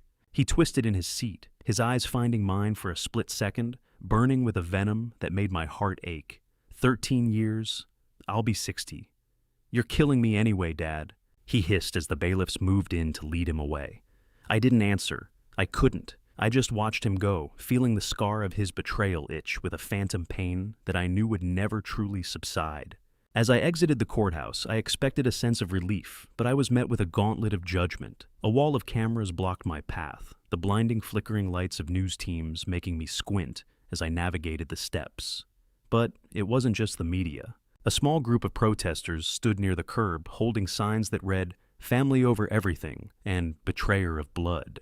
I recognized a few of them, former associates of Gale and friends of Corbin, who still believed the narrative of the successful son and the confused father. Mr. Garrison, how do you sleep knowing your son is in central prison because of your recording? A young reporter shouted, shoving a microphone toward my face. I stopped, my resolve hardening into a shield of defiant isolation. I sleep knowing my grandchildren aren't eating arsenic for breakfast, I replied, my voice carrying the authority of a principal who was finished with excuses. Why is it that the world forgives a son for murder faster than it forgives a father for the truth? I saw the judgmental glares of people I had known for decades, the social freezing of Chapel Hill beginning to settle over me like a winter frost. I realized then that in the court of public opinion, the father who breaks the silence is often seen as the greater villain. I drove home in a daze, the weight of the day pressing against my chest. But the betrayal wasn't finished. When I checked my phone, I found a series of notifications from local community groups. Links were being shared to a blog post, claiming that my medical records had been leaked, suggesting I was suffering from early onset dementia, and had hallucinated the entire plot. The source was anonymous, but the details pointed to one person, I realized with a sick feeling in my stomach that Gail had been the primary source feeding the fire of my public execution, even as our nephew was being processed into a cell. I arrived at my house and felt the siege mentality take hold. My mailbox was stuffed with anonymous hate mail, the envelopes thick with the bile of strangers. I walked up the driveway, my eyes catching a glint of light on the porch. A brick lay in the center of my kitchen floor, surrounded by a spray of shattered glass that crunched under my shoes like frozen snow. I stood in the kitchen, the smell of cold winter air coming through the broken side window, and looked at the brick. It was wrapped in a printout of an old family photo one from Corbin's 10th birthday. It was a day I'd spent teaching him how to hit a curveball, both of us laughing in the summer sun. The gritty texture of the brick felt like a personal insult against my skin. The brick didn't just break the glass, it shattered the last illusion that my retirement would be peaceful. I realized that my quest for justice had made my home a target for the very community I had served for 30 years. They didn't want the truth. They wanted a story where the father is always the hero and the son is always the victim. I sat at my kitchen table, the glass still crunching under my slippers, and opened the final envelope from the mail pile. It was from Corbin's defense attorney. They were already filing an appeal claiming new evidence regarding my mental state had come to light. The war wasn't over. It was just changing shape. I looked at the photo of the young boy on the brick, then at the shattered window, and I knew that the surgery to save my family had left a wound that would require a lifetime to heal. Now, I was the one standing at the plate and the world was throwing stones. A house without sound isn't peaceful. It's a tomb where the words my grandson used to say are buried under a layer of fear that I can't seem to dig him out of. I spent the morning following the sentencing hearing, in the heavy silence of Milo's room, watching the sun crawl across the floorboards with the patience of something that had all the time in the world while we had none. The vandalism in the kitchen, the brick, the glass, the shattered memories had been swept away by Leonie's determined hands, but the atmosphere of the siege remained like a fog that refused to lift. I had done my duty as a father and as a citizen, standing in that courtroom and watching my son be led away in chains. But as I looked at the boy sitting cross-legged on his rug, I felt the crushing weight of a hollow victory. What good was justice if it cost me the sound of my grandson's laughter? I attempted to engage Milo during our weekend breakfast, the smell of cold blueberries and damp paper from his sketchbook, filling the small space between us like a barrier made of ordinary things. "Milo, do you want the blueberries today?" I asked, my voice cracking at the silence that followed. He didn't look up. He only offered a slow, rhythmic nod, his hand never stopping the frantic scratching of his crayons on the table. The sound was both comforting and heartbreaking. At least he was still creating still, expressing something even if words had become too dangerous to speak. Leonie sat across from us, her eyes reflecting a weariness that matched my own, the dark circles beneath them, testament to nights spent listening for sounds that never came. "He's not being stubborn. Thane," she whispered, her hand covering mine with a warmth that felt like the only real thing in the room. "He's just locked the door from the inside, and he's lost the key." A classmate had called his father a killer during recess the previous week, and the boy had retreated into a fortress of mutism ever since building walls that even my love couldn't seem to scale. I felt a chilling sense of exposure when I looked down at the drawing Milo had just finished and pushed aside. It showed a man with a lemon for a head being chased by a massive snarling wolf, proving Milo remembers the cake from that March morning in 2021 more vividly than anyone realized. The detail was extraordinary and disturbing. The lemon-headed figure's mouth was open in a silent scream, and the wolf's teeth were dripping with what looked like frosting. The trauma wasn't just a news story to him. It was a physical monster that had tried to swallow his grandfather and now lived rent-free in his 6-year-old imagination. I realized that my pursuit of justice, while necessary, had created collateral damage that my inheritance could never easily fix. The war inside my grandson's mind was a battlefield where I felt completely unarmed, a place where my decades of educational psychology training meant nothing against the primal fear that had taken root in his soul. Milo's silence wasn't a wall. It was an ocean, and I was just a man with a bucket trying to drain it. I spent the rest of the morning in my home office, the phone buzzing with notifications from local community groups that still painted me as a monster, a vindictive father who had destroyed his own son's life out of spite rather than necessity. The comment sections were brutal. What kind of man sends his own flesh and blood to prison? And he should have handled this privately. But amidst the bile, a different kind of call came through. It was a neighbor 3 streets over, a woman named Patricia, whom I had known through the PTA years ago. She was sobbing, her words tumbling out in a frantic rush as she explained that her son had just convinced her to sign over her house deed under the guise of a tax form, the same predatory tactic Corbin had used on Leonie. She was begging for help that the police, hampered by the voluntary nature of the signature, couldn't provide. The law saw a woman who had signed a document. It didn't see the web of manipulation that had led her there. I realized in that moment that I held a unique position. I had the educational background of a principal who understood bureaucracy and the systems that both protected and failed vulnerable people. I had the legal allies in Benedict who knew every loophole and every weapon in the arsenal of elder law. And now I had the personal inheritance that Corbin had tried to steal, money that felt tainted by his greed but could be purified through purpose. I didn't have to just be a victim. I could be a shield.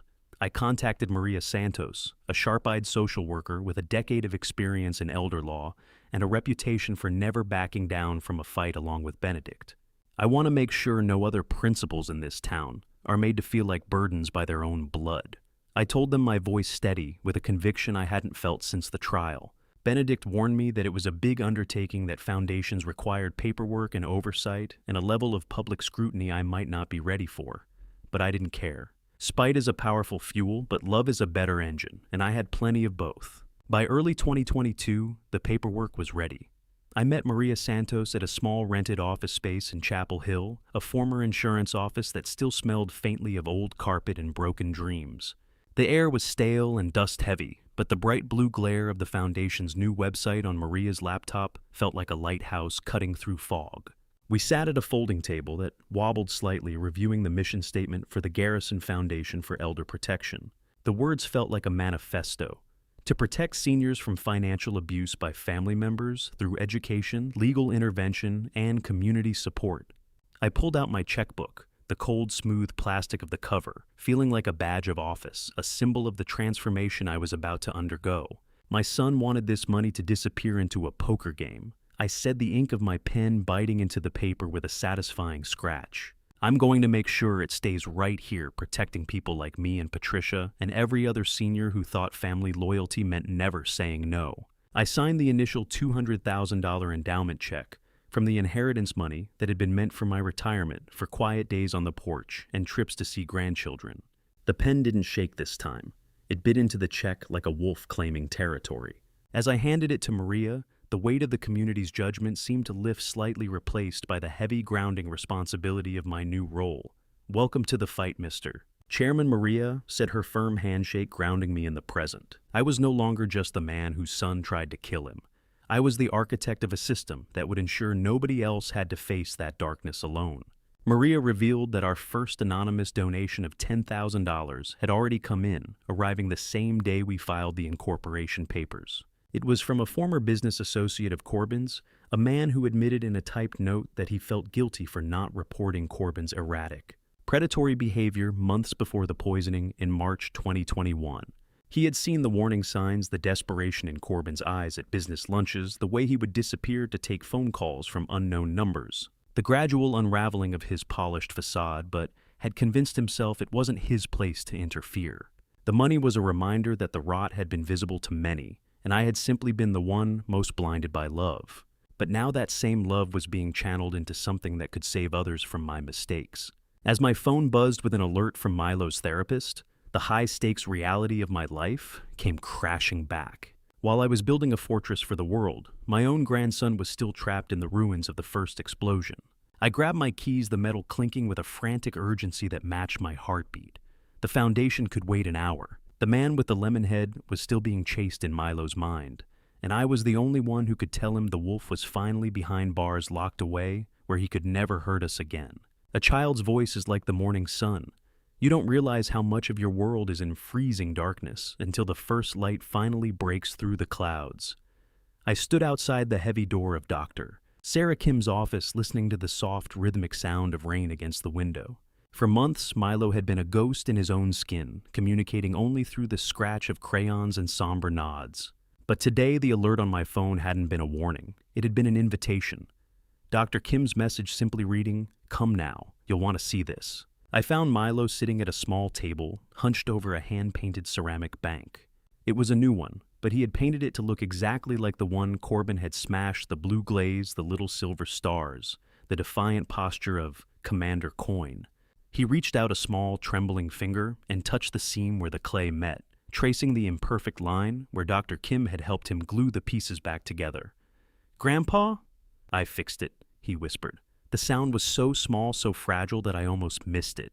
But it was their 2 words that carried the weight of months of silence. My legs felt weak as I sank into the chair beside him, my hand reaching out to rest gently on his shoulder. "You did, Milo," I replied, my own voice thick with overwhelming joy and tears I didn't bother to hide. "You fixed the most important thing of all, Doctor." Kim explained from her position near the window that the physical act of gluing the shards back together had allowed him to finally process the betrayal, to take something broken and make it whole, again not perfect but functional, scarred but standing. He wasn't just fixing a toy, he was reclaiming his home, his sense of safety, his belief that broken things could be made beautiful again. He spoke. The world didn't stop, but mine finally started spinning again. The relief was a physical weight leaving my chest, allowing me to breathe for the first time since the trial ended. I spent the next hour just listening to him, the stuttering, beautiful music of a child rediscovering his own power. He told me about the wolf in his dreams, about how it had grown smaller each week, about how now it was just a puppy that he could pet. He told me he wanted to help other kids whose families were broken like Commander Coin. And in that moment, I knew the foundation wasn't just for Patricia and the other seniors, it was for Milo too, a way to transform his trauma into purpose. By mid-2022, the Garrison Foundation for Elder Protection was no longer just incorporation papers gathering dust in Benedict's office. It was a functioning machine of justice with 3 full-time staff members, and a hotline that rang constantly. Maria Santos walked into my office one afternoon, carrying a folder that felt like a trophy when she handed it to me. We had successfully recovered $50,000 for a 90-year-old widow who had been scammed by her own grandson, using a combination of legal pressure and community advocacy that had made the local news. "We didn't just get the money back, Thane. We got her dignity back," Maria said, her smile fierce with pride. I nodded, looking out the window at the Chapel Hill skyline, the university spires reaching toward a sky that felt less heavy than it had 6 months ago. "That's the only currency that matters now." Benedict had called earlier to inform me of the news. The new evidence Gale and Corbin's team had tried to use for their appeal was dead. The private investigator Gale hired was caught attempting to bribe a nurse to alter my medical records, trying to create a paper trail that would support their narrative of my supposed cognitive decline. The court had rejected the appeal entirely, leaving Corbin exactly where he belonged. The judge had been particularly harsh, noting that the attempt to manufacture evidence only reinforced the original verdict. Later that evening, I joined Leonie and the children for dinner at a local restaurant, a family-owned Italian place that had survived 3 generations and countless recessions. The room was filled with the warm golden glow of candlelight and happy conversations, the smell of garlic and fresh bread wrapping around us like an embrace. I watched Leonie introduce me to Tom, a man she had been seeing quietly for a few months, her cheeks flushed with a happiness I hadn't seen since before that March morning. Tom, a man in his mid-40s with a gentle smile and the patient demeanor of a career educator, offered a firm, respectful handshake. "Any friend of Leonie's is a member of this table," I said, motioning for him to sit, and I meant it with every fiber of my being. The restaurant wasn't just serving dinner. It was serving a fresh start, and for the first time in over a year, I had an appetite for something other than justice. I watched Ren and Milo laughing at something. Tom said a terrible dad joke about pasta that shouldn't have been funny, but somehow was the Garrison name now belonging to the survivors, not the perpetrator. As the night progressed, Tom revealed a detail that made me smile. He was a former educator who had once worked under me when I was a young principal 20 years ago. He spoke of how my emphasis on integrity and standing up for vulnerable students had shaped his own career, how he had carried those lessons into his own classroom and tried to build the same culture of accountability and care. The kindness I had sown decades ago was now coming back to support my family's future in ways I could never have imagined. I raised my glass to Tom and Leonie, the warmth of the room acting as a balm for my scarred heart. We were no longer a family in hiding, we were a family in bloom, growing toward light that had seemed impossible just months before. But as we laughed, I felt a sudden familiar chill, like a shadow passing over the sun. I thought of the white envelope I had seen on my mahogany desk that morning, a letter with a Department of Corrections stamp and Corbin's inmate number in the corner. My son had finally reached out from the state penitentiary after months of silence. I looked at the happy faces around the table and made a silent vow. I would read the letter, but I wouldn't let the shadow it carried darken the light we had finally found. Whatever Corbin had to say, it would not steal this moment from us. Not this time. Not ever again. Time is a strange architect. It can turn the jagged ruins of a betrayal into a cathedral of purpose, but it can never quite mask the scent of the smoke that started it all. I sat in my study the late afternoon sun, spilling across the mahogany desk, and looked at the white envelope with a Department of Corrections stamp. It was the third letter I had received from Corbin in 4 years, but the first one I hadn't immediately considered burning. After nearly half a decade of rebuilding my life from the ashes he left behind, I finally felt insulated enough to handle the heat. 4 years had passed since the courtroom doors swung shut in September 2021, and the Garrison name had undergone a transformation I never thought possible. The Garrison Foundation for Elder Protection had recovered over $2 million for victims of financial abuse and helped enact Thane's Law in North Carolina, a legislative shield that now protected thousands of seniors from the kind of predatory greed my son had mastered. Ren was thriving in high school, already talking about pursuing law to perhaps one day carry the sword I had forged, and Milo, now a resilient 11-year-old, had become an advocate for trauma recovery in his school community. He still kept that blue glued-together piggy bank on his shelf, a trophy of a childhood that had been broken but meticulously repaired. Have you ever looked at a calendar and realized that 4 years is both an eternity and a heartbeat? We weren't just survivors anymore, we were the infrastructure of safety. 2 years earlier, we faced a retaliatory fraud complaint from Brian Thompson, the son of a man we helped convict. It was a 3-month legal nightmare designed to see us blink. Benedict and Maria stood by me as we navigated the audit, which led to complete exoneration and a surge in public support. The community that once threw a brick through my window in late 2021 now sends anonymous donations to keep our doors open. The foundation had become more than a legal entity. It was a living testament to the power of choosing purpose over bitterness. I finally picked up the letter. The rough institutional texture of the prison stationery felt alien against my skin. Corbin's previous letters had been demands for money or appeals for me to use my influence to reduce his sentence. This one was different. It was humble. It didn't ask for a check. It asked for a face-to-face meeting. He wrote about accountability, a word I never thought he was capable of spelling, let alone feeling. He mentioned his first upcoming parole hearing and said he couldn't face the board until he faced the man he had tried to erase. The letter included a small hand-drawn sketch of a lemon tree, a callback to the cake from the March morning in 2021, but with a note underneath that read, "I'm learning to plant instead of pick." Those words hit me harder than any apology could have. They suggested not just remorse, but transformation. I spent 6 weeks in deliberation. I consulted Dr. Sarah Kim, who had become more than just Milo's therapist. She had become a steady voice of wisdom for our entire family. I held a quiet counsel with Leonie, who listened with the patience of someone who had walked through her own fire and emerged stronger. Tom, who had become a steady, gentle pillar in our family, simply told me that I wasn't going there for Corbin. "You aren't going there for him," Thane Leonie said, her sharp blue eyes seeing through to my core. "You're going there to see if you can finally let go of the man you were in 2021. She was right. My healing required one final confrontation with the man in the orange jumpsuit. I needed to see the wolf in the cage to realize that I was no longer the prey. I needed to close the chapter not with rage but with clarity. I picked up the phone and dialed the number for Central Prison in Raleigh. "This is Thane Garrison." I said the name, sounding solid and untarnished in the stillness of the room. "I'd like to schedule a visitation for late October 2025. The sharp click of the pen on the other end echoed like a period at the end of a long, painful sentence. The appointment was set. There was no turning back now. The steel door slammed behind me with a finality that echoed through the last 4 years of my life. I stood in the intake area of Central Prison, the smell of industrial disinfectant and stale anxiety coating the back of my throat. It was a cold, biting October afternoon in 2025. I had spent nearly half a decade avoiding this place, convincing myself that justice was enough. But as I followed the guard down the narrow, fluorescent-lit corridor toward the visitation room, I realized that justice is a legal term, while closure is a spiritual one.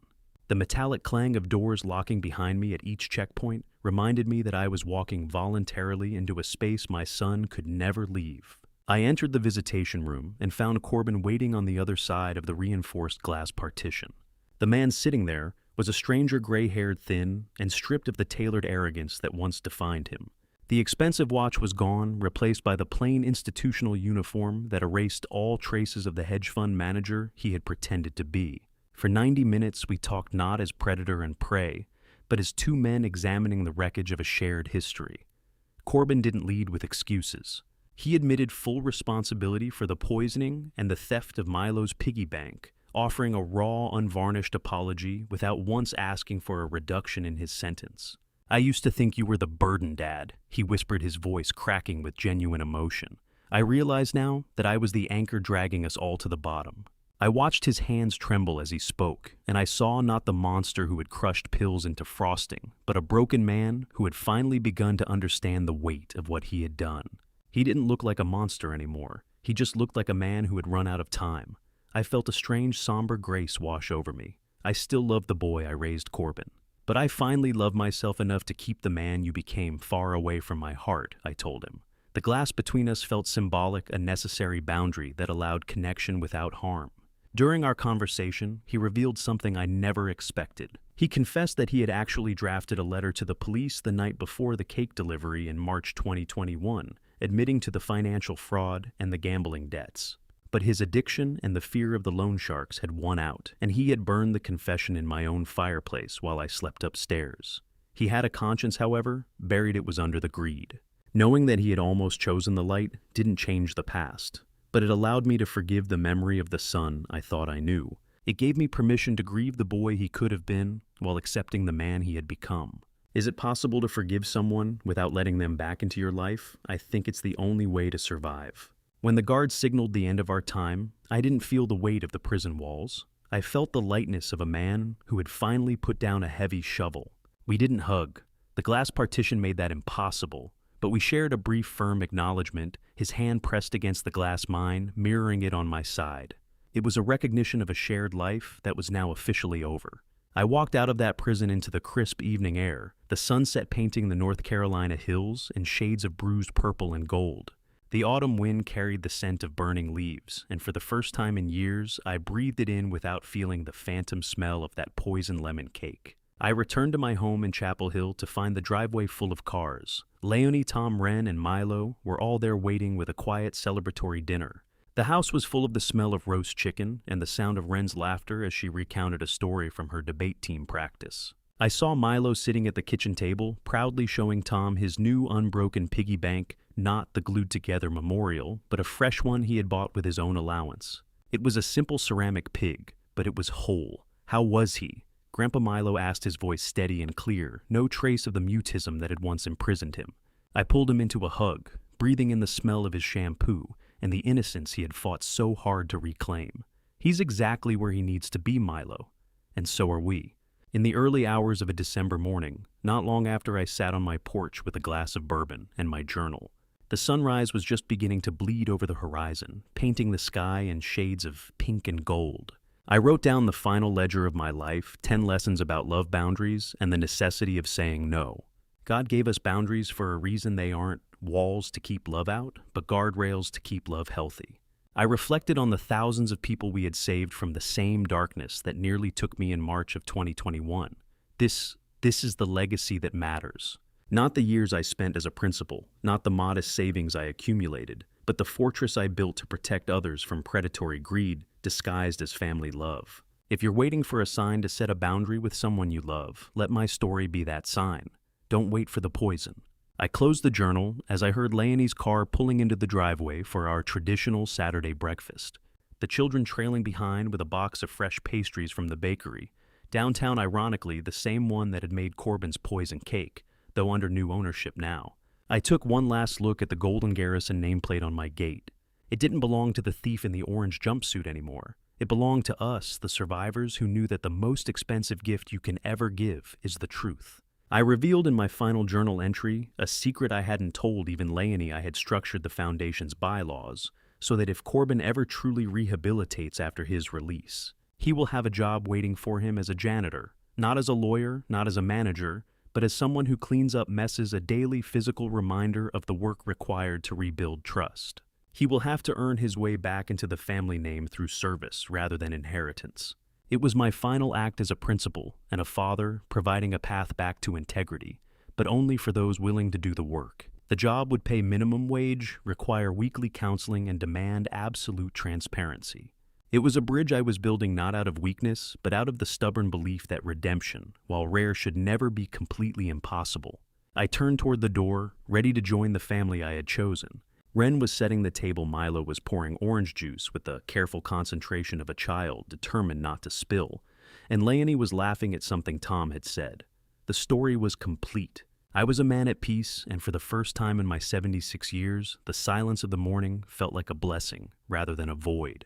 The lemon tree in my backyard, planted 2 years earlier as a deliberate act of reclamation, was beginning to bear fruit.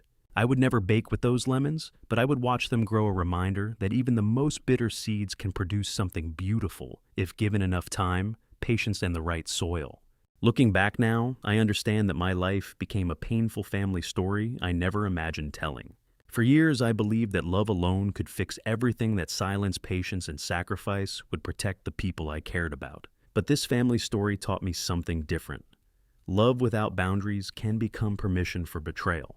If there is one lesson I want to share, it is this: do not ignore the quiet warnings in your heart just because someone shares your blood. Even a dad revenge journey like mine was never about hatred.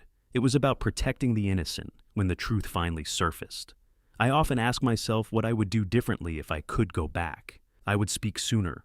I would ask harder questions. And I would remember that protecting your family sometimes means standing against them. This family story reminds me that justice and compassion must exist together. My dad revenge was never about destroying my son. It was about saving my grandchildren from the consequences of his choices. In the end, I believe God allowed this storm to shape me into someone stronger, someone who finally understood that forgiveness does not mean surrender. If my experience means anything, let it be this: do not wait for disaster before you set boundaries. Sometimes a dad revenge is not revenge at all. It is simply the courage to stand up for what is right. Thank you for staying with me until the end of this journey. I'd truly appreciate hearing your thoughts. What would you have done if you were in my place facing such a difficult family dilemma? Share your perspective in the comments below. If this story resonated with you, consider subscribing so you don't miss future stories like this one. A small note: while inspired by real-world themes and situations, certain elements in this narrative have been dramatized for storytelling purposes. If this style of content isn't for you, feel free to explore other videos on the channel that might suit your interests better.